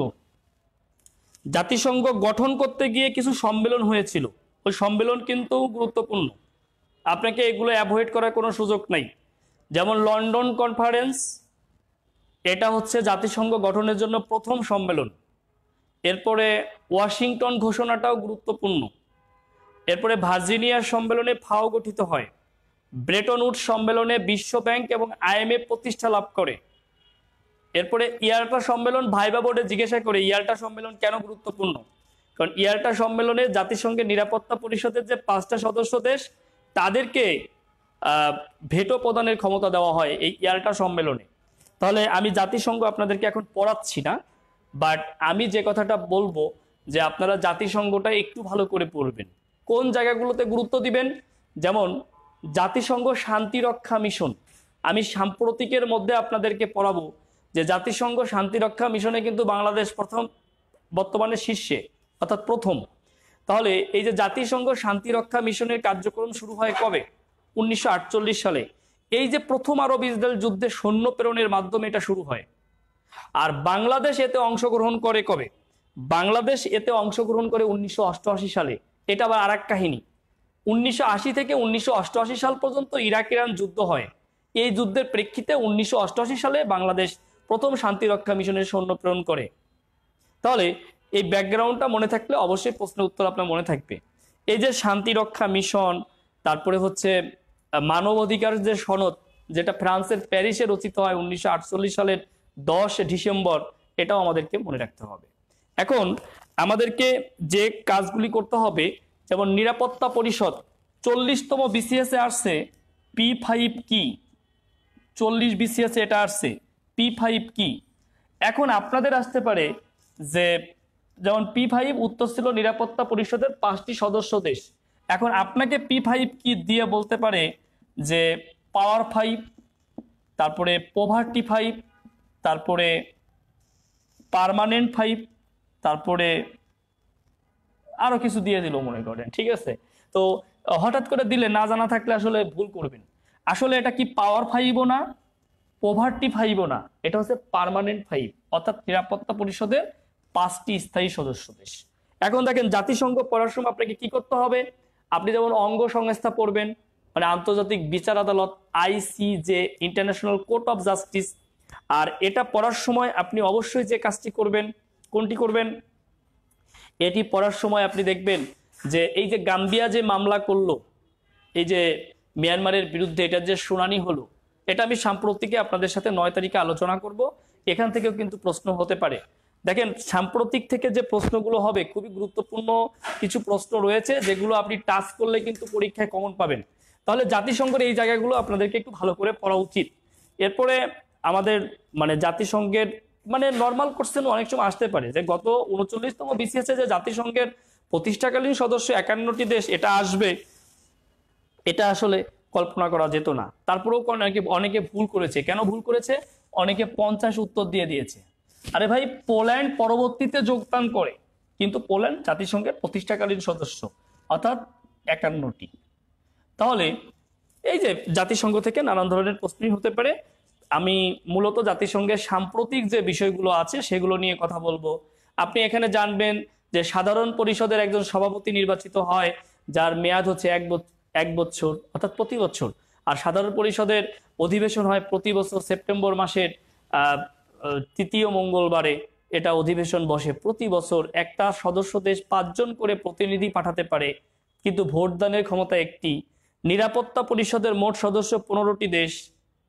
এই 15টার মধ্যে 5টা স্থায়ী আর 10টা অস্থায়ী সদস্য। তাহলে এই যে নিরাপত্তা পরিষদ, এই নিরাপত্তা পরিষদও একজন সভাপতি হয়, তার মেয়াদ 1 মাস, তাই না? তারপরে আপনার ইকোসক, যেটা ইকোনমিক অ্যান্ড সোশ্যাল কাউন্সিল, যেটি এখানেও হচ্ছে 3 বছর একটা দেশ সভাপতি দায়িত্ব পালন করে। আন্তর্জাতিক বিচার আদালতে বিচারকের সংখ্যা 15 জন, তাদের মেয়াদ 9 বছর। এগুলো পরীক্ষায় আসে। 3 বছরের জন্য একজন সভাপতি নির্বাচন করা হয় এই আন্তর্জাতিক বিচার আদালতে। তারপরে এই পর্যন্ত 9 জন মহাসচিব নির্বাচন করা হয়েছে, যেটা হচ্ছে জাতিসংঘ সচিবালয়। কারণ জাতিসংঘ সচিবালয় হচ্ছে জাতিসংঘের প্রশাসনিক কার্যক্রম পরিচালনা করে। তাহলে এই যে প্রশাসনিক কার্যক্রম পরিচালনা করে এই জাতিসংঘ সচিবালয়, এই কারণে জাতিসংঘের সচিবালয়ে যিনি প্রধান, তিনি হচ্ছেন একজন মহাসচিব। এই মহাসচিব প্রতি 5 বছর পর পর নির্বাচন করা হয়।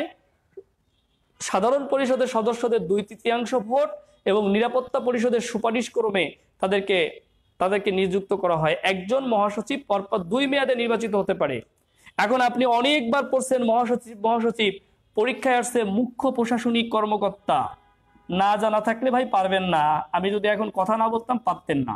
মুখ্য প্রশাসনিক কর্মকর্তা, মনে রাখবেন, যিনি মুখ্য প্রশাসনিক কর্মকর্তা তিনি মহাসচিব। এখন হঠাৎ করে পরীক্ষা আসলো মুখ্য প্রশাসনিক কর্মকর্তা কে বর্তমান জাতিসংঘের, আপনি তখন তো বিপদে পড়ে যাবেন। এই মুখ্য প্রশাসনিক কর্মকর্তা অ্যান্টনিও গুতেরেস, আপনাকে এটি মনে রাখতে হবে। তাহলে দেখেন জাতিসংঘ নিয়ে এরকম যে বিষয়গুলো রয়েছে আপনি যদি মনে রাখেন, পড়েন, তাহলে এই জাতিসংঘের এই জায়গা থেকেও 1 মার্ক পাবেন। আমি একটা কথা বলি, জাতিসংঘ থেকে 1 মার্ক ধরছি ভাই, জাতিসংঘ থেকে 5টা প্রশ্ন হতে পারে, এটা হতেই পারে, ইটস নর্মাল, মানে আহামরি কিছু না। তবে জাতিসংঘ থেকে প্রশ্নই হবে না, এটা অবশ্যই মানে অলৌকিক ঘটনা হতে পারে, প্রশ্ন কিন্তু হবে জাতিসংঘ থেকে, কনফার্ম হবে। হ্যাঁ হ্যাঁ, বাসায় যা, আমি ক্লাসে আসি, বাসায় যা। তাহলে এই যে আমরা দেখলাম যে জাতিসংঘের কথা বললাম, যে জাতিসংঘ থেকে প্রশ্ন হয় নাই, এটা একটা অলৌকিক ঘটনা। এই জাতিসংঘ থেকে 5টা প্রশ্ন হয়েছে, এটা কোনো অলৌকিক ঘটনা না, ইটস নর্মাল, হতেই পারে। ওকে, তাহলে এবার জাতিসংঘের সাথে রিলেটেড কিছু প্রতিষ্ঠান আছে যেগুলো বিশেষায়িত সংস্থা, যেগুলো সহযোগী সংস্থা বা অন্যান্য সংস্থা। আমার এত সময় নাই, আমি এক ক্লাসে 28টা প্রতিষ্ঠান পড়াই জাতিসংঘের, যেটা এক ক্লাসে 1 ঘন্টায় 28টা প্রতিষ্ঠান পড়াই। যেখানে আমি অঙ্কুরকে দেখতে পাচ্ছি, অঙ্কুর আমার স্টুডেন্ট, অঙ্কুর ক্লাসটা করেছে। তো সেখানে হ্যাঁ, ক্লাসটা রেকর্ডেড থাকবে, সুমাইয়া আক্তার, বুঝতে পেরেছেন, ক্লাসটা রেকর্ড থাকবে। এখানে সম্ভব না, কিন্তু একটা সাজেশন দিচ্ছি। যেমন আমরা যদি ইউনেস্কোর কথা বলি, দেখেন ইউনেস্কো কিন্তু নানান কারণে গুরুত্বপূর্ণ। নাম্বার 1, ইউনেস্কো এই যে মুজিব বর্ষের যে ইয়েটা দিয়েছে, স্বীকৃতিটা দিয়েছে, আপনাদেরকে এই মুজিব বর্ষ নিয়ে আমি পড়াবো 9 তারিখে, তখন ইউনেস্কোর এই বিষয়টা আপনাকে ক্লিয়ার করব। দ্বিতীয়ত, ইউনেস্কো থেকে যুক্তরাষ্ট্র এবং ইসরায়েল বের হয়ে গিয়েছে। ইউনেস্কোর সদস্য ছিল 195টি দেশ, এখন 193 আছে। কে কে বের হয়েছে? যুক্তরাষ্ট্র আর ইসরায়েল। কেন বের হয়েছে? কারণ এই ইসরায়েলকে পক্ষপাত করার কারণে, ফিলিস্তিনের বিপক্ষে এবং ইসরায়েলের পক্ষে পক্ষপাত করার কারণে যুক্তরাষ্ট্রকে নিয়ে প্রশ্ন তুলেছিল ইউনেস্কো। এই কারণে যুক্তরাষ্ট্র বের হয়ে গেল। আর যুক্তরাষ্ট্র বের হয়ে যাওয়ার কারণে তার মিত্র বা তার কাছের বা প্রীতের বন্ধু ইসরায়েলও বের হয়ে গেল। অর্থাৎ এই হলো ইউনেস্কো। অর্থাৎ ইউনেস্কো নিয়ে আমাদেরকে পড়তে হবে। এরপরে দেখেন, আমি এই প্রতিষ্ঠানটা অনেক দিন ধরেই পড়াই।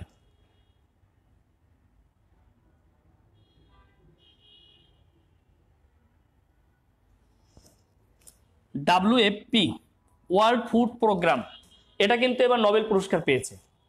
তাহলে এটাও পড়তে হবে, এটা সাম্প্রতিকের মধ্যে পড়াবো। হ্যাঁ, তারপরে দেখেন আরো কিছু প্রতিষ্ঠান আছে, যেমন UNHCR, আসতেই পারে এর সদর দপ্তর কোথায়? High commission, United Nations high commissioner for refugees, এটা সদর দপ্তর জেনেভাতে। UNEP, United Nations environment programme, এটা সদর দপ্তর নাইরোবিতে, কেনিয়ার। এগুলো ইম্পর্টেন্ট, এগুলি কিন্তু ইম্পর্টেন্ট, এটা কিন্তু আমাদেরকে মনে রাখতে হবে। তারপরে হচ্ছে WMO, আবহাওয়া। তারপরে হচ্ছে হু, স্বাস্থ্য, অর্থাৎ World Meteorological Organisation, World Health Organisation, ILO, International Labour Organisation. তারপরে IAEA, International Atomic Energy Agency. এগুলো কিন্তু পরীক্ষায় প্রশ্ন হতে পারে। তাহলে এগুলি সংক্ষেপে মনে রাখবেন। অর্গানাইজেশনের প্রথমে যদি W আর শেষে যদি O থাকে, অর্গানাইজেশনের প্রথমে যদি I আর শেষে যদি O থাকে, অর্গানাইজেশনের প্রথমে যদি I আর শেষে যদি U থাকে, তাহলে সদর দপ্তর হয় জেনেভা। আবারও বলি, অর্গানাইজেশনের শুরুতে W, শেষে O, শুরুতে I, শেষে O, শুরুতে I, শেষে U, এটা যদি থাকে তাহলে সদর দপ্তর কোথায় হয়? জেনেভা হয়। তবে ব্যতিক্রম আছে। ব্যতিক্রমটা কি? ব্যতিক্রম হচ্ছে IMO, ইন্টারন্যাশনাল ম্যারিটাইম অর্গানাইজেশন, এটা আবার লন্ডনে। ব্যতিক্রমটাও লিখে নেন, নাহলে বিপদে পড়বেন। এটা হচ্ছে ব্যতিক্রম। এই যে যেগুলো বলতেছি, এগুলো থেকে সাম্প্রতিক প্লাস আপনার সদর দপ্তর, এই মিলে একটা প্রশ্ন আসবে। আপনাকে এখানে 1 মার্কের একটা প্রস্তুতি রাখতে হবে। 4 মার্কের প্রস্তুতি শেষ আমাদের।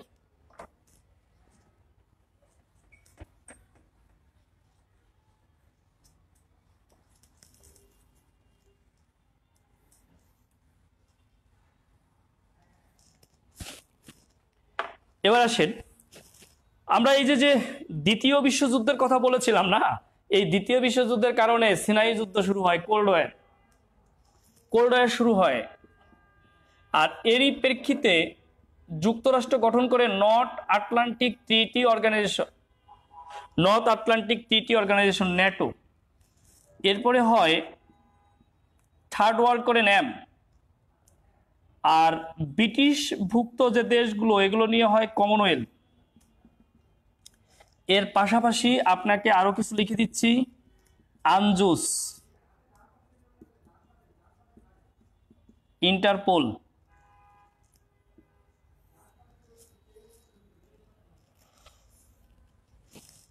দেখেন 39তম বিসিএস এর ন্যাটো থেকে প্রশ্ন আসছিল। ন্যাটোর প্রথমে সদস্য মানে 39তম বিসিএস এর আগে সদস্য ছিল 28টি দেশ। 39তম বিসিএস এর ঠিক 2 মাস আগে সদস্য হলো 29। এই জন্য পরীক্ষা আসলো সর্বশেষ সদস্য। আর এবার ন্যাটো সদস্য হয়ে গেছে 30। অতএব এখান থেকে প্রশ্ন আসবে, হতেই পারে 30টা হয়ে গেছে। শেষ হচ্ছে নর্থ মেসিডোনিয়া অর্থাৎ উত্তর মেসিডোনিয়া। তো এখান থেকে প্রশ্ন হতে পারে। এই কারণে আপনাকে এই প্রতিষ্ঠানগুলো একটু ভালো করে দেখতে হবে। ইন্টারপোল দেখতে হবে, আনজুস দেখতে হবে, কমনওয়েলথ, ন্যাম, ন্যাটো, এই প্রতিষ্ঠানগুলো পড়লে আপনি আরো 1 মার্ক পাবেন।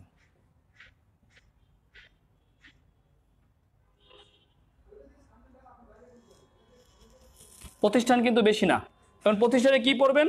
প্রতিষ্ঠা, সদর দপ্তর কেমনে 1949, ব্রাসেলস বেলজিয়াম, এই তো।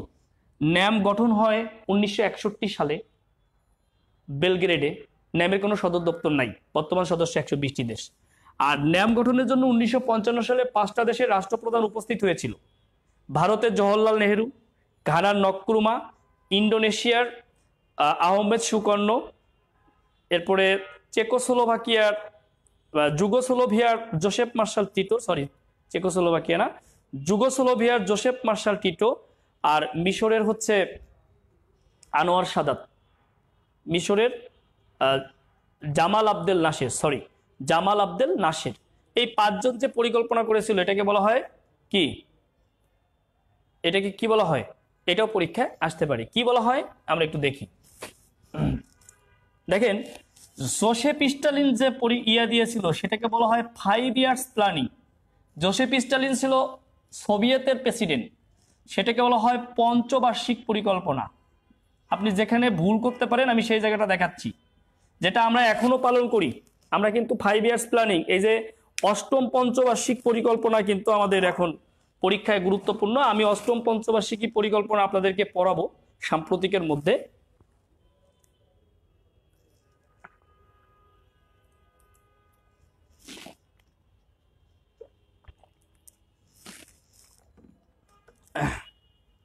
ওকে, অনেকেই কমেন্টস করছেন, আসলে পড়াচ্ছি উত্তর দিতে পারতেছি না। ক্লাস রেকর্ডস প্লিজ, রেকর্ড থাকবে গ্রুপে, ক্লাস রেকর্ড থাকবে। অনেকে রেকর্ডের কথা বলেছেন, গ্রুপে ক্লাস রেকর্ড থাকবে, ঠিক আছে? আর কারো কোনো প্রশ্ন আছে? এই মুহূর্তে 185 জন আমাদের সাথে আছেন। আমরা আলোচনা করেছি, 5 মার্কের আলোচনা করেছি, আরো 15 মার্কের আলোচনার দিকে আমাদেরকে আগাইতে হবে। মানে পথ অনেক দীর্ঘ না, বিশ্বাস করেন। আমি যা পড়াচ্ছি আপনারা আগেই পড়া, আপনি মাত্র 2 দিন এর পিছনে সময় দিলেই আপনার প্রস্তুতি একদম, মানে একদিন বা ভালো করে 1 দিন 2 দিন পড়লেই আপনার এটা শেষ হয়ে যাবে, ঠিক আছে? ওকে, তাহলে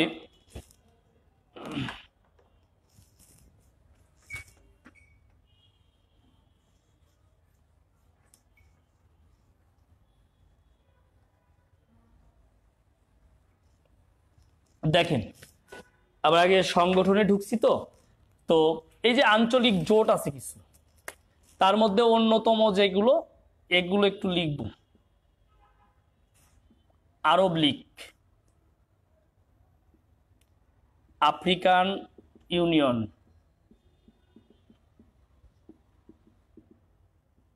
আসিয়ান, ওআইসি, সার্ক, আর ইউরোপিয়ান ইউনিয়নটা আসলে আঞ্চলিকই, কিন্তু এটা একটা অর্থনৈতিক জোট। হ্যাঁ, তারপরে আমি এটা দিয়ে একটা প্যাকেজ বানাইলাম আপনাদের জন্য। এটা একটা ধরেন প্যাকেজ, সাথে ব্রিক্স রাখলাম, ব্রিক্স। আরব লীগ 1945 সালে প্রতিষ্ঠা লাভ করে এটা সদর দপ্তর মিশরের কায়রোতে। তো এই প্রতিষ্ঠাশালা সদর দপ্তর আরব লীগের পড়লে হবে, আর বেশি কিছু পড়তে হবে না। আফ্রিকান ইউনিয়ন নিয়ে একটু পড়েন, বেশি পড়তে হবে না। আফ্রিকান ইউনিয়ন খুব বেশি ইম্পর্টেন্ট না, এখানে ইম্পর্টেন্ট হচ্ছে আসিয়ান। ইম্পর্টেন্ট হচ্ছে আসিয়ান। আসিয়ানটা হচ্ছে 10টা সদস্য দেশ দক্ষিণ পূর্ব এশিয়ার, যেখানে পূর্ব তিমুর সদস্য না, কিন্তু দক্ষিণ পূর্ব এশিয়ার একমাত্র স্বাধীন দেশ। এই যে আসিয়ানের সদস্য দেশ 10টা, কি লিখছেন? সাম্প্রতিক ক্লাসটা ওপেন করবেন প্লিজ। স্যার, আমি আপনার ক্লাস সাভারে বিসিএস কনফিডেন্সে করেছি, অনেকদিন পরে আপনাকে দেখে খুব ভালো লাগছে স্যার। দোলন ঘোষ। আচ্ছা, থ্যাংক ইউ, আপনাকে অনেক ধন্যবাদ। আমার হয়তো বা ওইভাবে মনে নাই, ঠিক আছে, ধন্যবাদ আপনাকে। হ্যাঁ, আপনি মনে রেখেছেন, এর জন্য ধন্যবাদ। তো দেখেন, এই যে যে ইয়ে করছি, এখানে ইউরোপিয়ান ইউনিয়ন এর সাথে যদি আমরা ব্রেক্সিটকে লিখি, তাহলে অবশ্যই ব্রেক্সিট থেকে এবার প্রশ্ন হওয়ার কথা। তাহলে এখান থেকে কিন্তু 1 মার্ক আমরা পেয়ে যাব।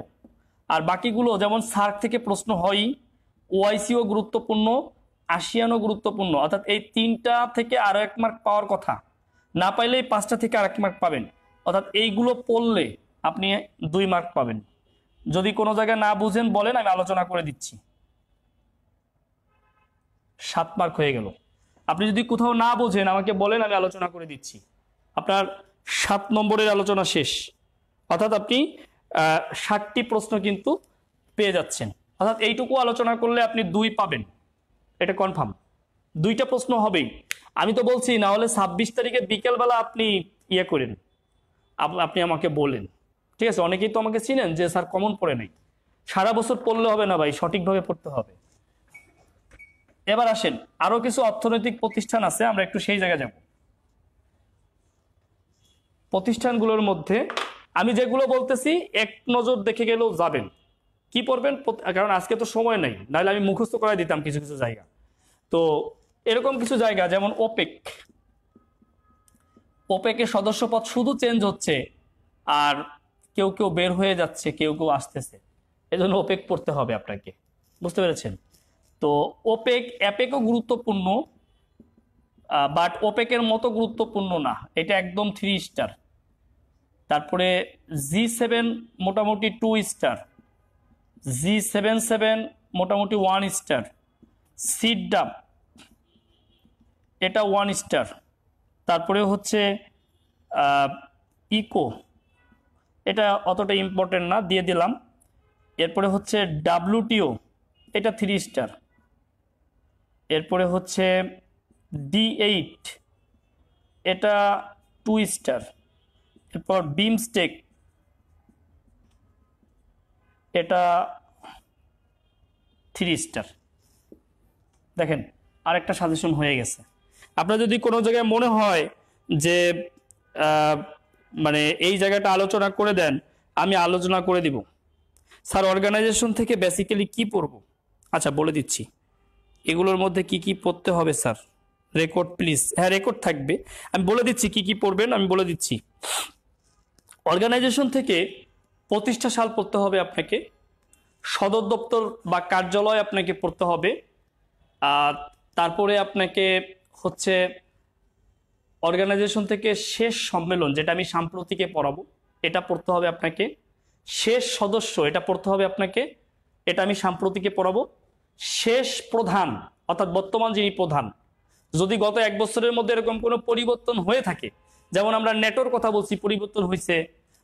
যেমন আমি যদি আমার একটা বই আছে, আপনারা অনেকেই জানেন, আমার বইয়ের দিকে যদি আমি কথা বলি, যে গত 1 বছরে যেগুলো পরিবর্তন হয়েছে আমি দিয়েছি, যেমন ফাও এর পরিবর্তন হয়েছে, সর্বশেষ সদস্য হয়েছে ভুটান, তারপরে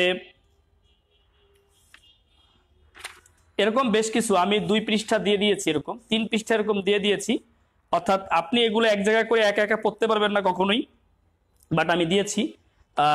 একটু সাথে বিজ্ঞাপনও দেওয়া হয়ে গেল। এটা আমার বই বেসিক জিকে, এটা মূলত বাংলাদেশ, আন্তর্জাতিক, ভূগোল, নৈতিকতা 4 সাবজেক্ট রয়েছে।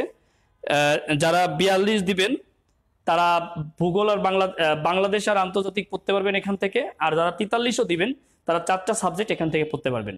এর মধ্যে প্রথম 25 পৃষ্ঠা আছে সাম্প্রতিক, যার বাইরে আপনাকে কোনো সাম্প্রতিক পড়তে হবে না, ঠিক আছে?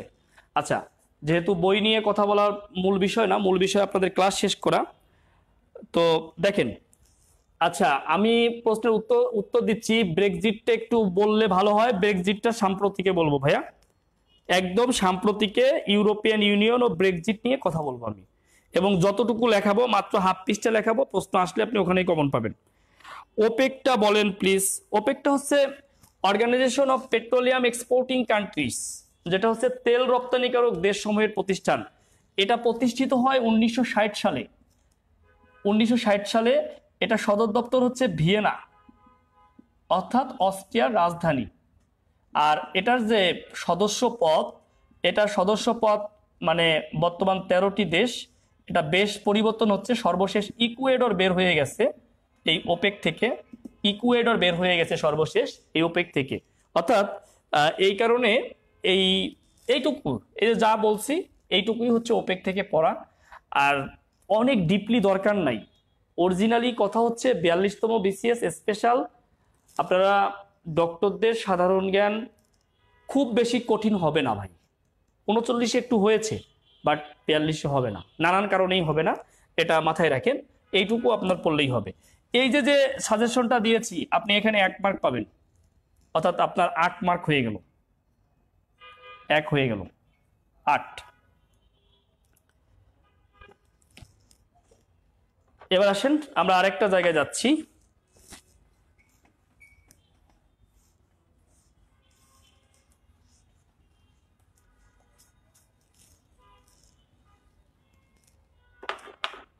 একটু কঠিন জায়গায় যাচ্ছি আমরা, যে জায়গা থেকে আপনাদের 39-এ আসছে 2টা প্রশ্ন, এবার আসতে পারে কমপক্ষে একটা।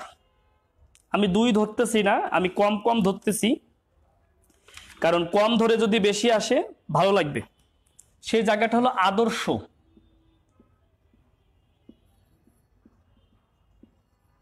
প্রথা, মতবাদ। এখানে 1 নাম্বার আসবে মাস্ট।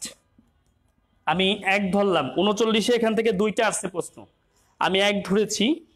আর কারো কাছে যদি আমার বই থাকে তাহলে 439 পৃষ্ঠায় দেখবেন দিয়েছি 439। আপনি খেয়াল করবেন যে ডমিনো তত্ত্ব আছে, মনোনীতি আছে, ট্রান্সশিপমেন্ট ট্রানজিট আছে, ট্যারিফ আছে, বিভিন্ন শুল্ক নিয়ে আলোচনা আছে, তারপরে হচ্ছে এভরিথিং বাট আর্মস অর্থাৎ ইবিএ আছে, মাকু কূটনীতি আছে, ট্রুম্যান নীতি আছে, কমেকন আছে, তারপরে হচ্ছে নয়া উদারবাদী অর্থনৈতিক নীতি বাস্তবায়ন আছে, জিরো সাম গেম আছে, ওয়াশিংটন কনসেনসাস আছে। এই ওয়াশিংটন কনসেনসাস এবং জিরো সাম গেম দুইটাই 39-এ আসছে। এটা নিয়ে বিস্তারিত আছে। প্রাকৃতিক আইন আছে, নৈরাজ্য তত্ত্ব আছে, এই বিষয়গুলো আমার বইয়ে আছে। অর্থাৎ আপনি এগুলো পাবেন 439 পৃষ্ঠা থেকে 442 পৃষ্ঠা পর্যন্ত। 400 অর্থাৎ বইয়ের নাম হচ্ছে বেসিক জিকে। আপনারে আমি বই কিনতে বলতেছি না ভাই, পারলে একটা বই থেকে দোকানে গিয়ে একটু ছবি তুলে নিন। যে কোনো দোকানে গিয়ে যে বেসিক জিকে আছে কিনা একটু উল্টায় পাল্টায় একটু ছবিটা তুলে নিন, তাইলেই হবে। এই বেসিক জিকে বই 439 পৃষ্ঠা থেকে 445 পৃষ্ঠা, এই জায়গা দেখলে আপনি 1 মার্ক পাবেন। বুঝতে পেরেছেন? 1 মার্ক যোগ করি আমরা, হ্যাঁ 9। তাহলে এখান থেকে আবার আসি 9, কারণ নিচে আর জায়গা নেই। তাহলে আদর্শ, প্রথা, মতবাদ এখন তার আলোচনা করা সম্ভব না। এগুলো নিয়ে আসলে আলোচনা করলে কনসেপ্টটা ক্লিয়ার হয়। যাই হোক, আপনারা এই যে 439 থেকে 445 পৃষ্ঠা একটু দেখবেন, এখান থেকে দেখবেন আপনি প্রশ্ন পাবেন। হ্যাঁ, এবার আসেন আমরা আরেকটা জায়গা নিয়ে কথা বলবো। সেটা হলো গুরুত্বপূর্ণ বই ও লেখক। এখান থেকে আপনার 1 মার্ক আসবে।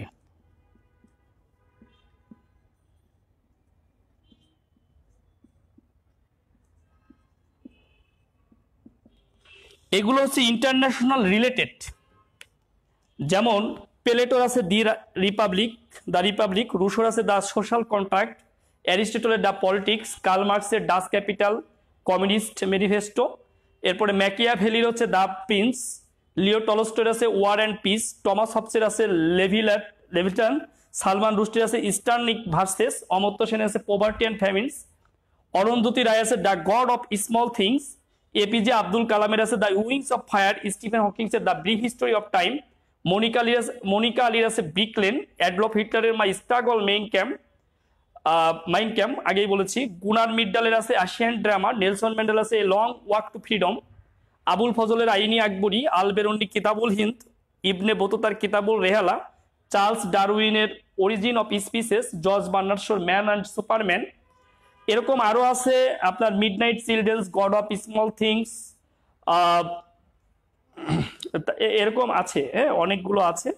তো আপনাদের পড়তে হবে সালমান রুশিদির, অরুন্ধতী রায়, তারপরে অরবিন্দ আদিগা, কিরণ দিশাই, তারপরে হচ্ছে এরকম রবীন্দ্রনাথেরও কিছু আছে, এগুলো পড়তে হবে।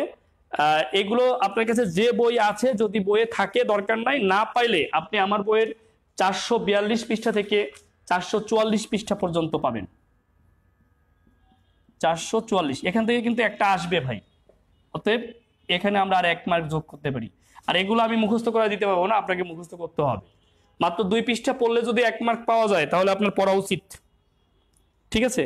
মাত্র 2 পৃষ্ঠা পড়ে যদি 1 মার্ক পাওয়া যায় আপনার পড়া উচিত, এটা আমি মনে করি আর কি। এটা পড়বে।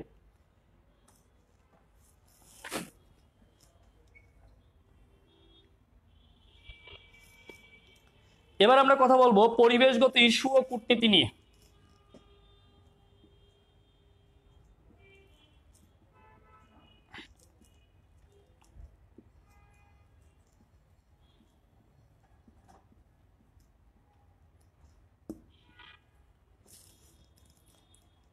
এখানে রেগুলার বিসিএসে 4টা প্রশ্ন হয়, আপনাদের 4টা হবে না, আপনাদের কম হবে। কমের মধ্যে কি হবে সেটা বলি। যেমন জলবায়ু ও পরিবেশ সম্মেলন হয়েছে এই পর্যন্ত বেশ কিছু, ও পরিবেশ সম্মেলন, এর মধ্যে যেগুলো গুরুত্বপূর্ণ, যতগুলোই গুরুত্বপূর্ণ হোক না কেন, সর্বশেষটা সবচেয়ে বেশি গুরুত্বপূর্ণ। COP25, conference of the parties 25, যেটা আপনার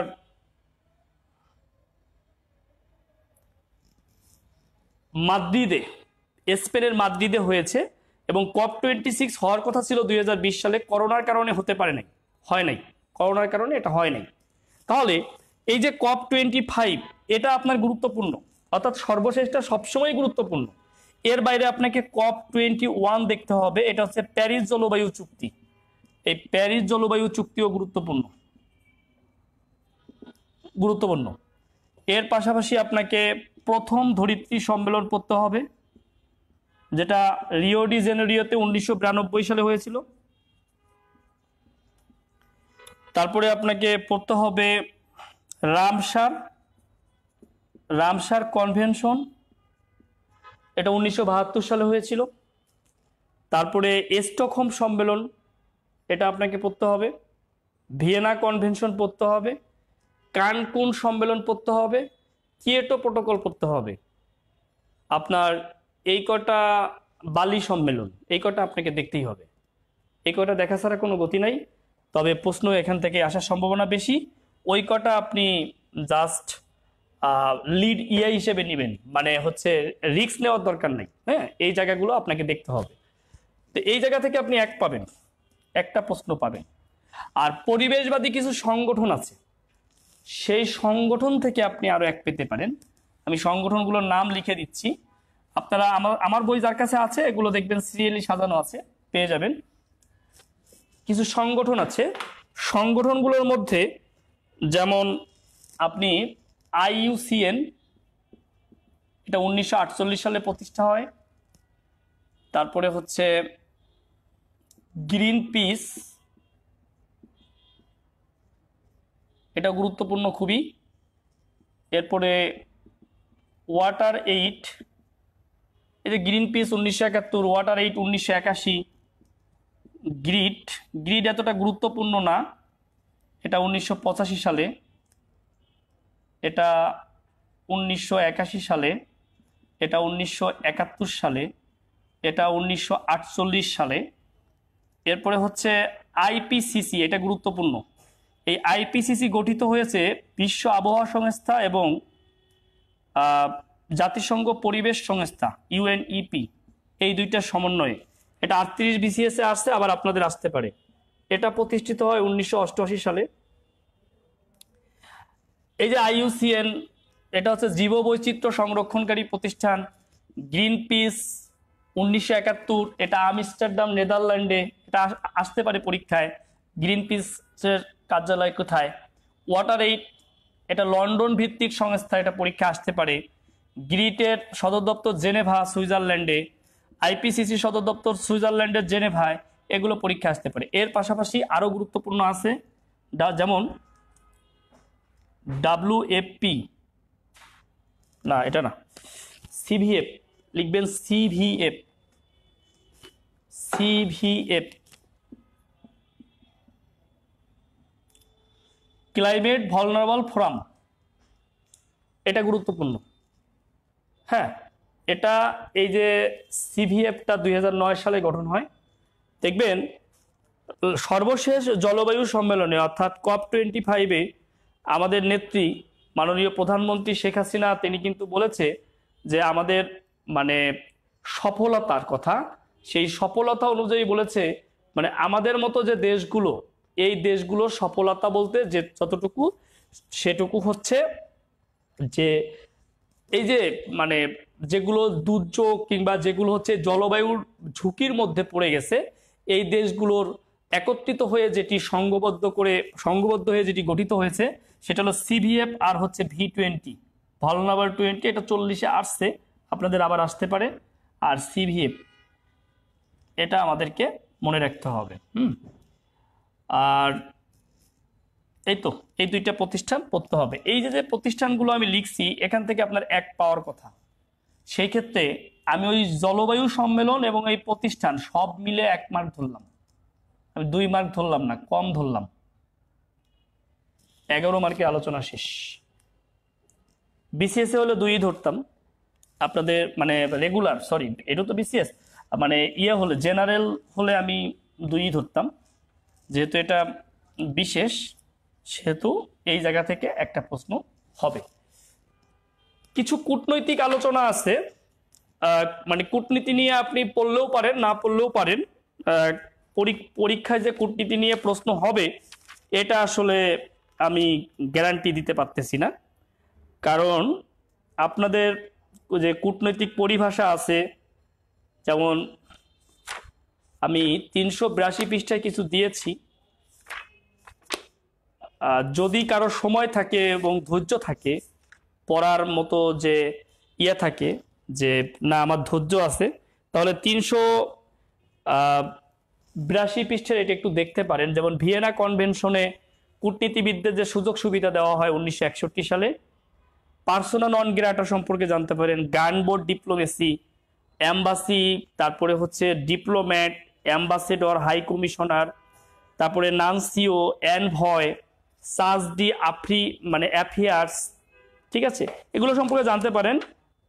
আমি বলতেছি না যে এখান থেকে প্রশ্ন হবে, কারণ প্রশ্ন হলেও আপনি এখানে না পড়লে আপনি পারবেন না। অতএব এই মার্কটা আপনার জন্য আমি ধরছি না, এই মার্কটা আমি বাদ দিলাম। অনেক আলোচনা করে ফেলছি, তাই তো 11 মার্কের আলোচনা করে ফেলছি। কত সময় আছে আমাদের হাতে? কারণ পরে 10-এ ক্লাস করতে আপনার কষ্ট হবে। আচ্ছা, সমস্যা নাই। আমরা এখন দেশভিত্তিক আলোচনার মধ্যে যাচ্ছি। আপনারা তো দেশ পড়ে ফাটায় ফেলছেন, এশিয়া, ইউরোপ, আফ্রিকা, উত্তর আমেরিকা, দক্ষিণ আমেরিকা, ওশিয়ানিয়া, অ্যান্টার্কটিকা প্রণালী পড়ছেন, এই সেই পড়ে তো ফাটাইছেন। এখন একটু ফাটাফাটি বন্ধ করেন, সুন্দর করে ভারত পড়েন। এই ভারত পড়লেই আপনি 1 মার্ক পাবেন। সুন্দর করে চীন পড়েন, আপনি 1 মার্ক পাবেন। এখন ভারতের কি পড়বেন, এটা একটা কথা। আপনি ভারতের যে জায়গাটা, অর্থাৎ সরকার ব্যবস্থা, পার্লামেন্ট, ভারতের প্রথম প্রেসিডেন্ট, প্রথম প্রধানমন্ত্রী, আর সবচেয়ে বেশি যে জায়গাটা জোর দেবেন সেটা হচ্ছে ভারতের যে কাশ্মীর। এই কাশ্মীর আমি সাম্প্রতিক আলোচনা করব, এই কাশ্মীর পড়বেন। ঠিক তেমনিভাবে চীন পড়ার সময় আপনি যে জায়গাটায় জোর দিবেন, উইঘুর সম্প্রদায়ের প্রতি জোর দিবেন। উইঘুর, এই উইঘুর সম্প্রদায়ের প্রতি জোর দিবেন, হংকংয়ের প্রতি জোর দিবেন, তিব্বতের প্রতি জোর দিবেন, ম্যাকাওয়ের প্রতি জোর দিবেন, তারপরে হচ্ছে আপনার তাইওয়ানের প্রতি জোর দিবেন। আর সবচেয়ে বেশি যে জোরটা দিবেন সেটা হলো করোনা ভাইরাস। এটা তো আপনারা ডাক্তাররা ভালোই জানেন, এটা নিয়ে এত সমস্যা হওয়ার কথা না। আর ওয়ান বেল্ট ওয়ান রুট, দেখবেন আমার বই যাদের কাছে আছে একটা ছক দিয়ে দিয়েছি ওয়ান বেল্ট ওয়ান রুটের, মানে কিভাবে নামগুলো পরিবর্তন হয়েছে এবং ইতিহাস দিয়েছি, এই জায়গাগুলো দেখবেন। তার মানে আমি আপনাকে স্পষ্ট বলতে চাই, আপনি ভারত পড়লেও এক পাবেন, চীন পড়লেও আর এক পাবেন, অর্থাৎ এই দুই দেশ থেকে আপনি 2 মার্ক পাবেন, এটা কনফার্ম আন্তর্জাতিকে। এটা কোনোভাবে মিচিং হবে না, আপনি এটা সুন্দর করে পড়বেন। 13 হয়ে গেল, কারণ এখন তার ভারত আর চীন আপনাকে পড়ানো সম্ভব না, বোঝেনি তো, তাই না? আপনি একটা বই দেখে পড়বেন। আর আমার বই যার কাছে আছে আমি তাকে খুব রিকোয়েস্ট করব, আপনি আমার বই থেকে ভারত আর চীন পড়বেন। আপনার যে প্রশ্নটা আসবে আপনি কমন পাবেন। কারণ এর চেয়ে ভালো আপনি আর কোথাও, মানে নিজেরটা বলে বলতেছি না, আপনি গ্যারান্টি দিয়ে বলতেছি, এর চেয়ে ভারতের আলোচনা চীনের আলোচনা আপনি ভালো পাবেন না কোথাও। দেখেন, যেহেতু আমি ভারত চীনের পর গুরুত্ব দিয়েছি সেহেতু সেইভাবেই দেওয়া হয়েছে। এবার কিছু গুরুত্বপূর্ণ দেশ আছে যেগুলো সবসময় গুরুত্বপূর্ণ, যেমন Japan, North Korea, South Korea. আচ্ছা গেল, এরপরে হচ্ছে মায়ানমার,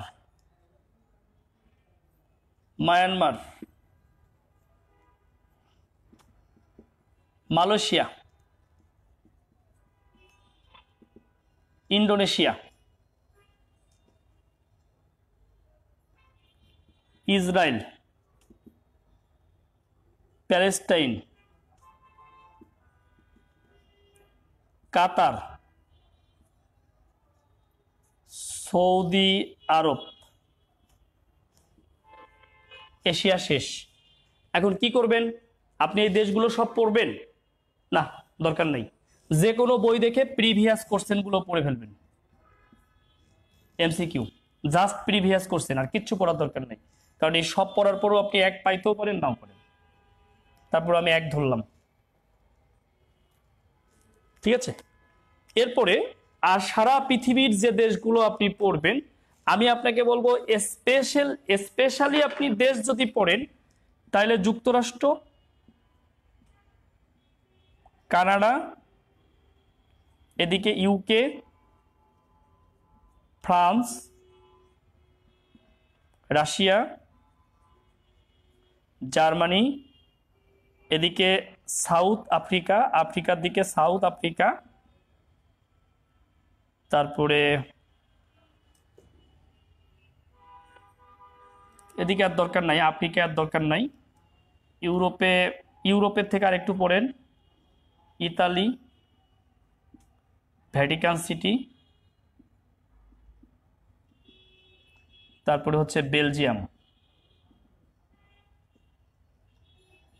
আর ওশেনিয়া থেকে পড়েন অস্ট্রেলিয়া আর নিউজিল্যান্ড। এই সব মিলে আপনি আর 1 মার্ক পাবেন। এখন এগুলো পড়ার সময় কি করবেন? প্রিভিয়াস কোশ্চেন দেখবেন জাস্ট। আর পড়ার মধ্যে এই যে যুক্তরাষ্ট্র দরকার নাই পড়ার এখন ভাই, নতুন করে প্যারা নিয়েন না। মার্কিন নির্বাচন আমি সাম্প্রতিকের মধ্যে পড়াবো, যদি কোনো তথ্য আসে আপনি চলে আসবে। এই সব পড়লে আপনি 1 মার্ক পাবেন, অর্থাৎ এখানে আর 1 মার্ক আসতেছে, আপনার 15 পাচ্ছেন। আবার যেমন আপনারা বলতে পারেন যে 39-এ সেই বাইজেন্টাইন সাম্রাজ্য থেকে মানে আসছিল, প্রশ্ন আসছিল, এগুলো নিয়ে দুশ্চিন্তা করে লাভ নাই। আপনি মাথায় নিয়ে নেন 40 মার্কে 40 মার্কই আপনার জন্য না, আপনি 40 মার্ক পাবেন এর কোনো গ্যারান্টি নেই। আপনি 30 পাইলেই তো আপনি ভালো করবেন। আপনার ঝামেলার যে জায়গা সেটা তো বাংলা আর হচ্ছে সাধারণ জ্ঞান, আর তো ঝামেলা আমি দেখি না।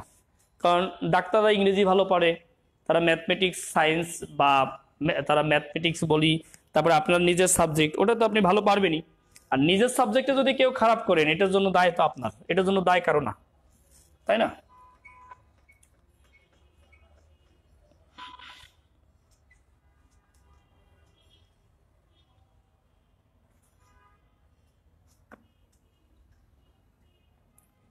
তো মোটামুটি আমরা 15 মার্কে চলে গেছি, 15-16 মার্ক হবে আর কি এখান থেকে।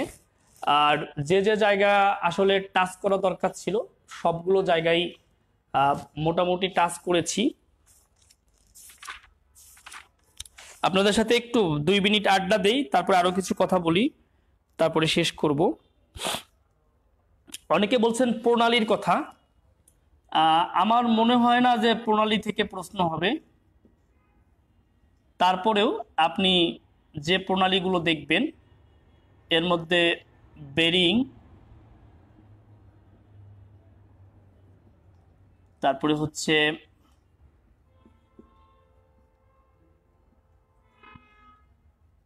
দাদ্দানেলিস,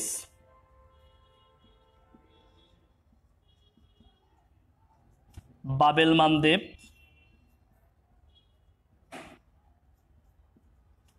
জিব্রাল্টার,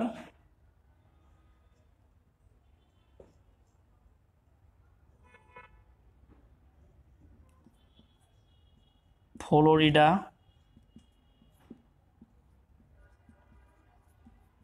হরমুজ, মালাক্কা, পক, এই কটা পড়েন। এর মধ্যে গুরুত্বপূর্ণ বেরিং প্রণালী বাবেল মানদেব, জিব্রাল্টারে 4 স্টার দিলাম, বেশি গুরুত্বপূর্ণ। হরমুজ, পক, এই কটা বেশি গুরুত্বপূর্ণ। আমি এখানে কোনো মার্ক ধরলাম না, আমার কাছে মনে হয় না যে প্রণালী থেকে প্রশ্ন হতে পারে। তারপরেও যদি হয়ে যায় আপনি এর মধ্যে পাবেন, যদি প্রণালী থেকে প্রশ্ন হয় এর মধ্যে আপনি পাবেন, এটা আমি দায়িত্ব নিয়ে বলতেছি, ঠিক আছে? এর বাইরে কোনো কিছু হবে না। আর কিছু বৃহৎপূর্ণ কিছু বিষয় আছে, মানে দ্বন্দ্বের কিছু জায়গা আছে, সে দ্বন্দ্বের জায়গা থেকে একটা প্রশ্ন হতে পারে, আমি সেগুলো একটু লিখে দিচ্ছি। আপনি গুরুত্বপূর্ণ ও বৃহৎপূর্ণ অঞ্চল নামে শিরোনাম করেন, গুরুত্বপূর্ণ ও বৃহৎপূর্ণ অঞ্চল এই নামে শিরোনাম করেন, গুরুত্বপূর্ণ ও বৃহৎপূর্ণ অঞ্চল নামে শিরোনাম করেন। এখান থেকে একটা প্রশ্ন হতে পারে। তার মধ্যে যেটি বলবো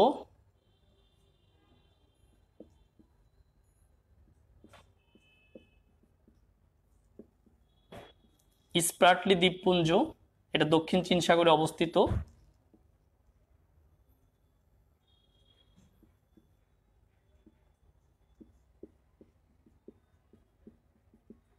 জাফনা উপদ্বীপ,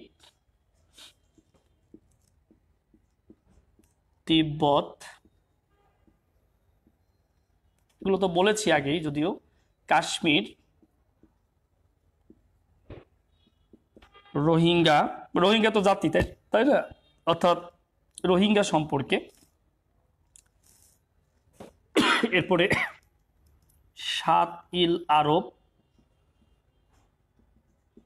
এগুলো শুধু জানবেন কার সাথে কার দ্বন্দ্ব, কার দখলে আছে, আর কিছু না।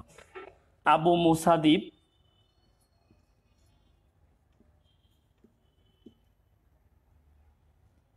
তারপরে গুয়ান্তানামো, মানে বে ডিটেনশন ক্যাম্প, গুয়ান্তানামো বে, হ্যাঁ। ফকল্যান্ড যুদ্ধ,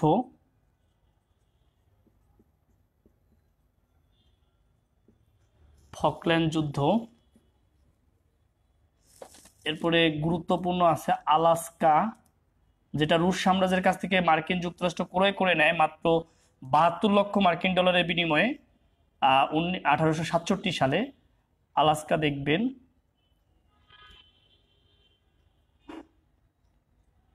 এরপরে দেখবেন আলাস্কার পরে দেখবেন কুরিল, গুরুত্বপূর্ণ না দিয়ে দিলাম, কুরিল দ্বীপপুঞ্জ। তারপরে হচ্ছে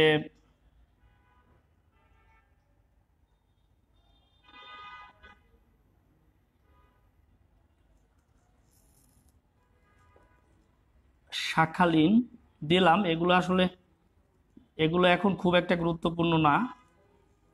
তাইওয়ান, আচ্ছা। এর পাশাপাশি আপনি কিছু অঞ্চল দেখবেন, অঞ্চল যেহেতু লিখছি, শিরোনামে অঞ্চল যেহেতু আছে, এর মধ্যে ছিদ্রায়িত রাষ্ট্র দেখবেন, পৃথিবীতে ছিদ্রায়িত রাষ্ট্র দুইটা, একটা ইতালি আর একটা সাউথ আফ্রিকা।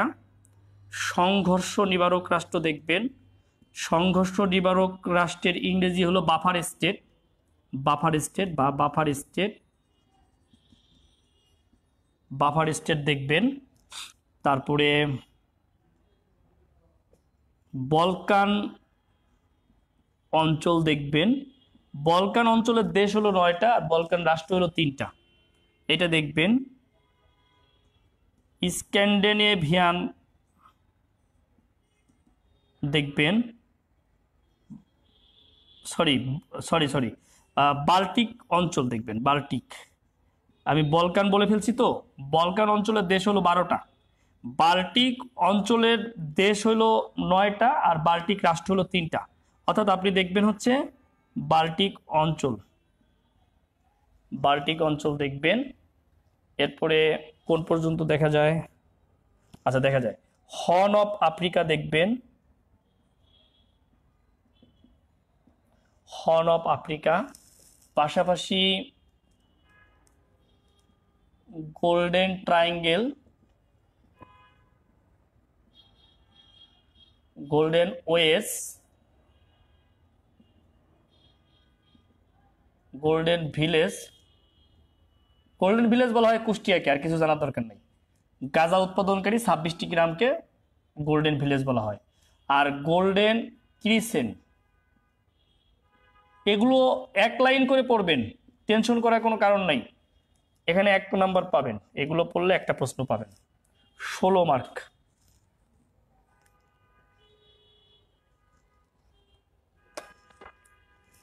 দেখেন, আসেন কমেন্টস করেন, উত্তর দেই, কারো কোনো প্রশ্ন থাকলে বলেন। এনি করছেন, আমরা 16 মার্কে চলে আসছি, মোটামুটি আন্তর্জাতিক সিলেবাসকে গুছিয়ে আনছি। নেক্সট দিনে আমরা বাংলাদেশ নিয়ে আলোচনা করব, একদিনে শেষ হবে না, তাই 2 দিনে আলোচনা করব। বাংলাদেশ বিষয়ে বলি, বাংলাদেশ বিষয় বলে আপনাদের আরো ভালো লাগবে, এত বড় একটা সিলেবাসকে কনসাইজ করে দিব আপনাদেরকে, এবং আপনাদের যদি দাবি থাকে কোনো জায়গায় যে আলোচনা করেন, আলোচনা করে দিব, ঠিক আছে। দেখি একটু কথা বলেন সবাই, কি অবস্থা একটু দেখি সবার, একটু কথা বলেন সবাই, কমেন্টস করেন। কোনো প্রশ্ন? সামন্তবাদের সূচনা কোন দেশে? সামন্তবাদের সূচনা ইতালিতে আর পতন হয় ফ্রান্সে। সূচনা হয় ইতালিতে আর পতন হয় ফ্রান্সে, লিখে রাখতে পারেন। এই যে ফরাসি বিপ্লবের মাধ্যমে সামন্তবাদের পতন হয়। খেলাধুলা লাগবে, খেলাধুলা বাংলাদেশের খেলাধুলা লাগবে, ইন্টারন্যাশনালে খেলাধুলা লাগবে না, বাংলাদেশের যে খেলাধুলাগুলো আছে এগুলো লাগবে, অর্থাৎ বাংলাদেশ বিষয়াবলীর মধ্যে খেলাধুলা পড়াবো আপনাদেরকে।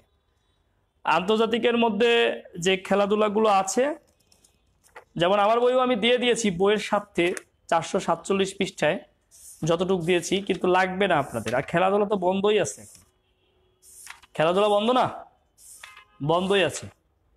447 পৃষ্ঠায় অলিম্পিক নিয়ে কিছু লিখেছি, ফুটবল ক্রিকেট নিয়ে কিছু লিখেছি, আর এমসিকিউ আছে কিছু। তো খেলাধুলা নিয়ে আসলে বাংলাদেশ বিষয়াবলীর মধ্যে লাগবে, আন্তর্জাতিকের মধ্যে লাগবে না। ওই যে নোবেল পুরস্কারের কথা যদি কেউ বলেন, ওটা সাম্প্রতিকের মধ্যে। আমরা 16 মার্কের আলোচনা করছি, বলতে পারেন যে আর 4 মার্ক কই, এই 4 মার্ক সাম্প্রতিকের মধ্যে দিব। এই 4 নম্বরে আলোচনা সাম্প্রতিকে করব। হ্যাঁ,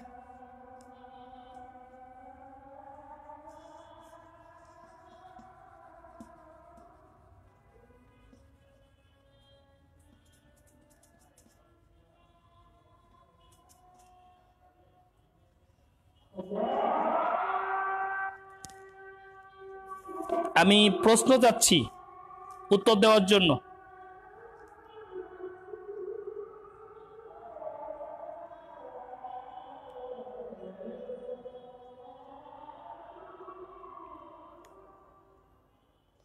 কোনো প্রশ্ন আছে?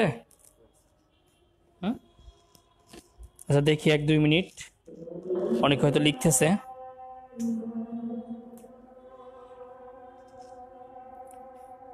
যদি কারো প্রশ্ন থাকে, আমি আপনাদের 16 মার্কের সাজেশন দিয়েছি, আর 4 মার্কের সাজেশন পাবেন আপনারা সাম্প্রতিকের ক্লাসে। সেখানে ক্রাইসিস, সংগঠন আর যে যে বিষয়গুলো লাগবে আমি দিয়ে দিব।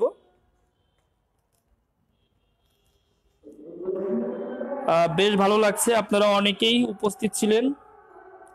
বাংলাদেশ ক্লাসটা কবে নেবেন স্যার? 5 তারিখে এবং 7 তারিখে। মিথিলা, বাংলাদেশ ক্লাস হবে 5 তারিখ এবং 7 তারিখে, এই 2 দিন। আর 9 তারিখে সাম্প্রতিক হবে। আপনারা প্রতিষ্ঠানের সাথে আলোচনা করে নেবেন যে ক্লাসটা কিভাবে হবে। অনেকে ওপেন ক্লাস চাচ্ছে, হ্যাঁ, আলোচনা করে নেবেন, ঠিক আছে?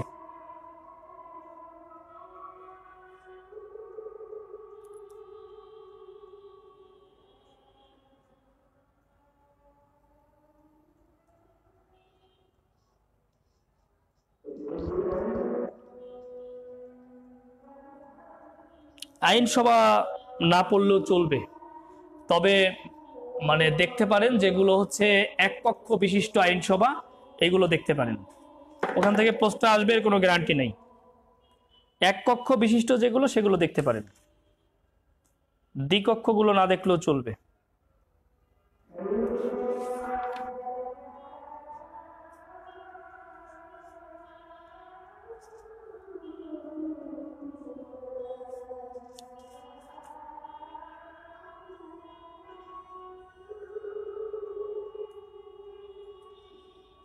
আপনাদের প্রশ্ন না থাকলে, আমি তো ভাবছিলাম প্রশ্ন করবেন, আমাকে কোনো জায়গায় পড়াইতে হবে, তাহলে আরো সময় নিলাম। আমার বই যাদের কাছে আছে 292 পৃষ্ঠায় কিছু আইনসভা দেওয়া আছে। আপনি চাইলে যদি পড়তে চান, আমি এখানে গ্যারান্টি দিচ্ছি না। আর প্রিভিয়াস কোশ্চেন পড়বেন সবাই, 10 থেকে 40তম বিসিএস, এগুলো আমার বইয়ে দেওয়া আছে।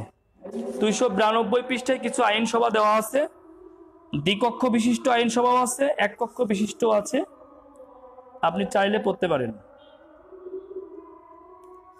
এখানে বিশ্ব ভাষাচিত্র, তারপরে আইনসভা,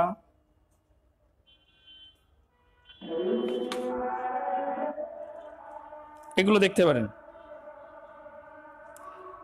আইনসভা, উপনিবেশ, সভ্যতা নিয়ে কিছু বলবেন স্যার? সভ্যতা 39তম বিসিএস এ মায়া সভ্যতা আসছিল হঠাৎ করে।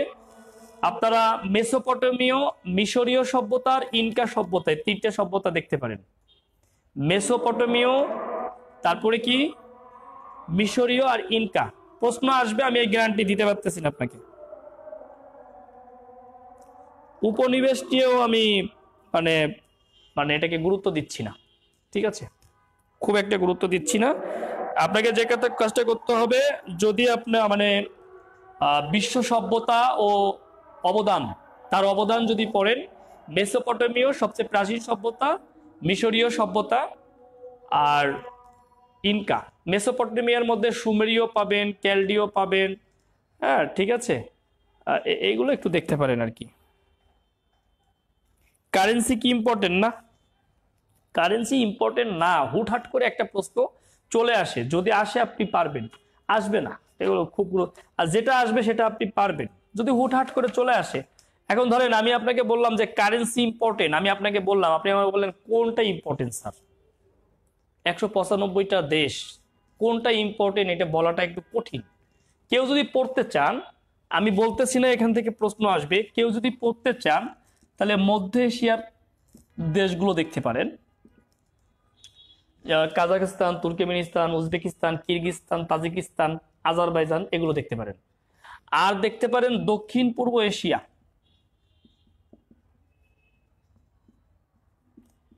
হ্যাঁ, যেমন Vietnam, Singapore, Malaysia, Myanmar, Brunei, Philippines, Thailand, Laos, Cambodia, Indonesia, এগুলো দেখতে পারেন। আর দেখতে পারেন পূর্ব ইউরোপ, ওই যে ব্রিটেন আছে, যুক্তরাজ্য আছে আর কি, ফ্রান্স আছে, তারপরে জার্মানি আছে, বেলজিয়াম, লিচেনস্টেইন, লুক্সেমবার্গ, অস্ট্রিয়া, এগুলো দেখতে পারেন। আর আর দেখতে পারেন ক্যারিবিয়ান অঞ্চল, যদি কারো পড়ার ইচ্ছা থাকে সে দেখতে পারেন। আমি এটাকে গুরুত্ব দিচ্ছি না। আমি তো বলছি সব নাম্বার তো আপনার পাওয়ার দরকার নেই। এমন কাজ করেন না যে পড়তে গিয়ে যে নাম্বার পাওয়ার নিশ্চিত উপায় ছিল সেটা হারাইলেন। ক্যারিবিয়ান অঞ্চলে 13টা স্বাধীন দেশ আছে, 13টাই গুরুত্বপূর্ণ। যদি আমাকে জিজ্ঞাসা করেন আমি বলবো 13টাই গুরুত্বপূর্ণ। আসতেই পারে কারেন্সি, বাহামা আছে, বারমুডা আছে, ডোমিনিকা প্রজাতন্ত্র, কিউবা, হাইতি, তারপরে Saint Kitts and Nevis, Saint Lucia, Saint Vincent and Grenadines, তারপর টিনডাট অ্যান্ড টোবাকো, এই জ্যামাইকা আছে, এই দেশগুলো আপনি দেখতে পারেন। ঠিক আছে, তারপরে মধ্য মানে আমেরিকার যে দেশ, Panama, El Salvador, Guatemala, Honduras, Costa Rica, Nicaragua, Belize, এগুলো যে লেস ইম্পর্টেন্ট তা না। আবার ওশেনিয়া মহাদেশে গিয়ে যে দেশগুলো আছে, যেমন প্রায়ই আসে যে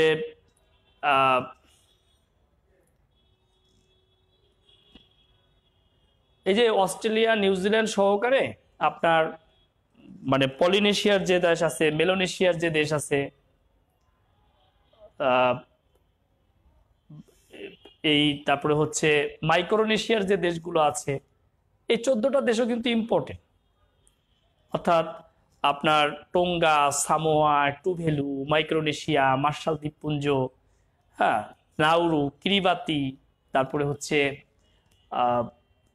পালাউ, তারপরে হচ্ছে সলোমন দ্বীপপুঞ্জ,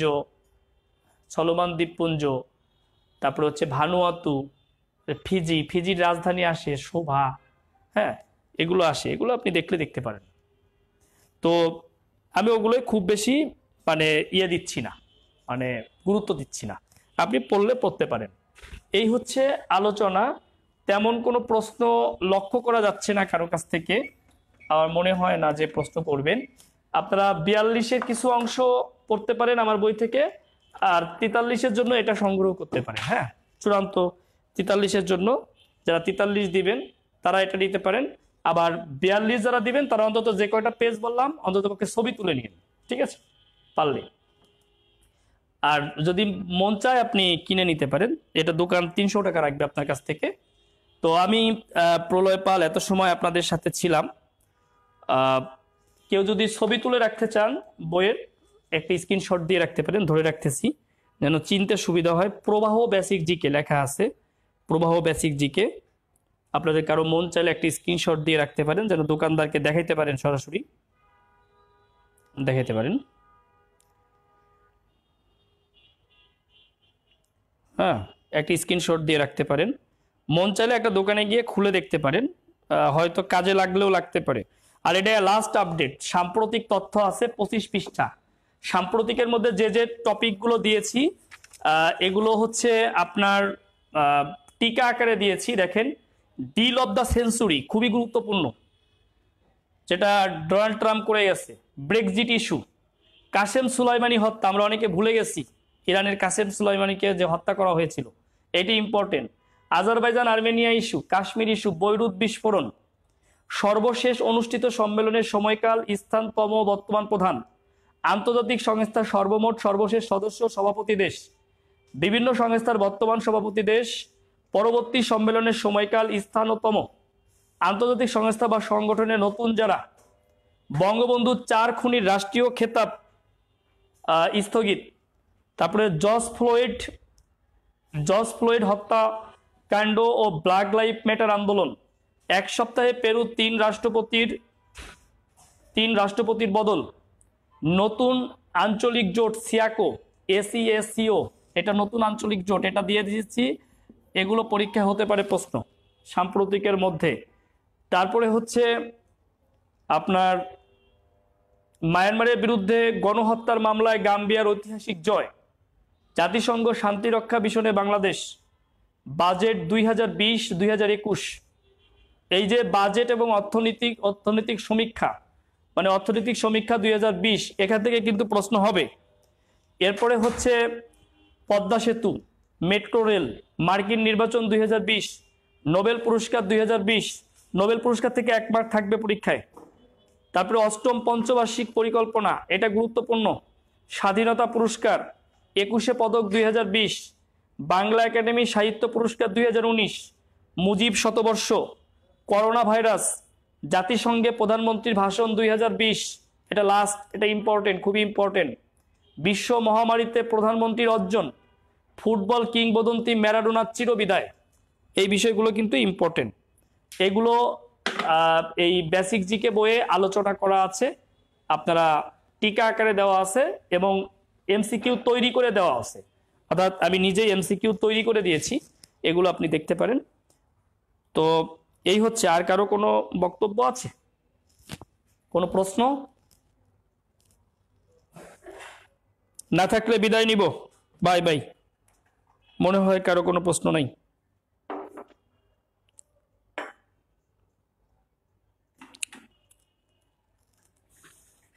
ঠিক আছে, সবাই ভালো থাকেন, সুস্থ থাকেন। আবার দেখা হবে আগামী 5 তারিখে বাংলাদেশ বিষয়াবলী নিয়ে। আমি হোপ করব আগামী 5 তারিখের আগে আন্তর্জাতিক পড়ে শেষ করবেন। আর আগামী 5 তারিখের আগেই আজকে যে আলোচনা করলাম এর একটা পিডিএফ আপনারা পাবেন। ঠিক আছে, আজকেই যেন আবার প্রতিষ্ঠানের কাছে পিডিএফ চাইেন না, কারণ আমি পিডিএফ দেইনি এখনো, আমি দিব। ঠিক আছে, আপনারা একটা পিডিএফ পাবেন, অর্থাৎ এই সাজেশনের পিডিএফটা পাবেন, এটা 5 তারিখের আগেই পেয়ে যাবেন। ঠিক আছে, ভালো থাকেন সবাই।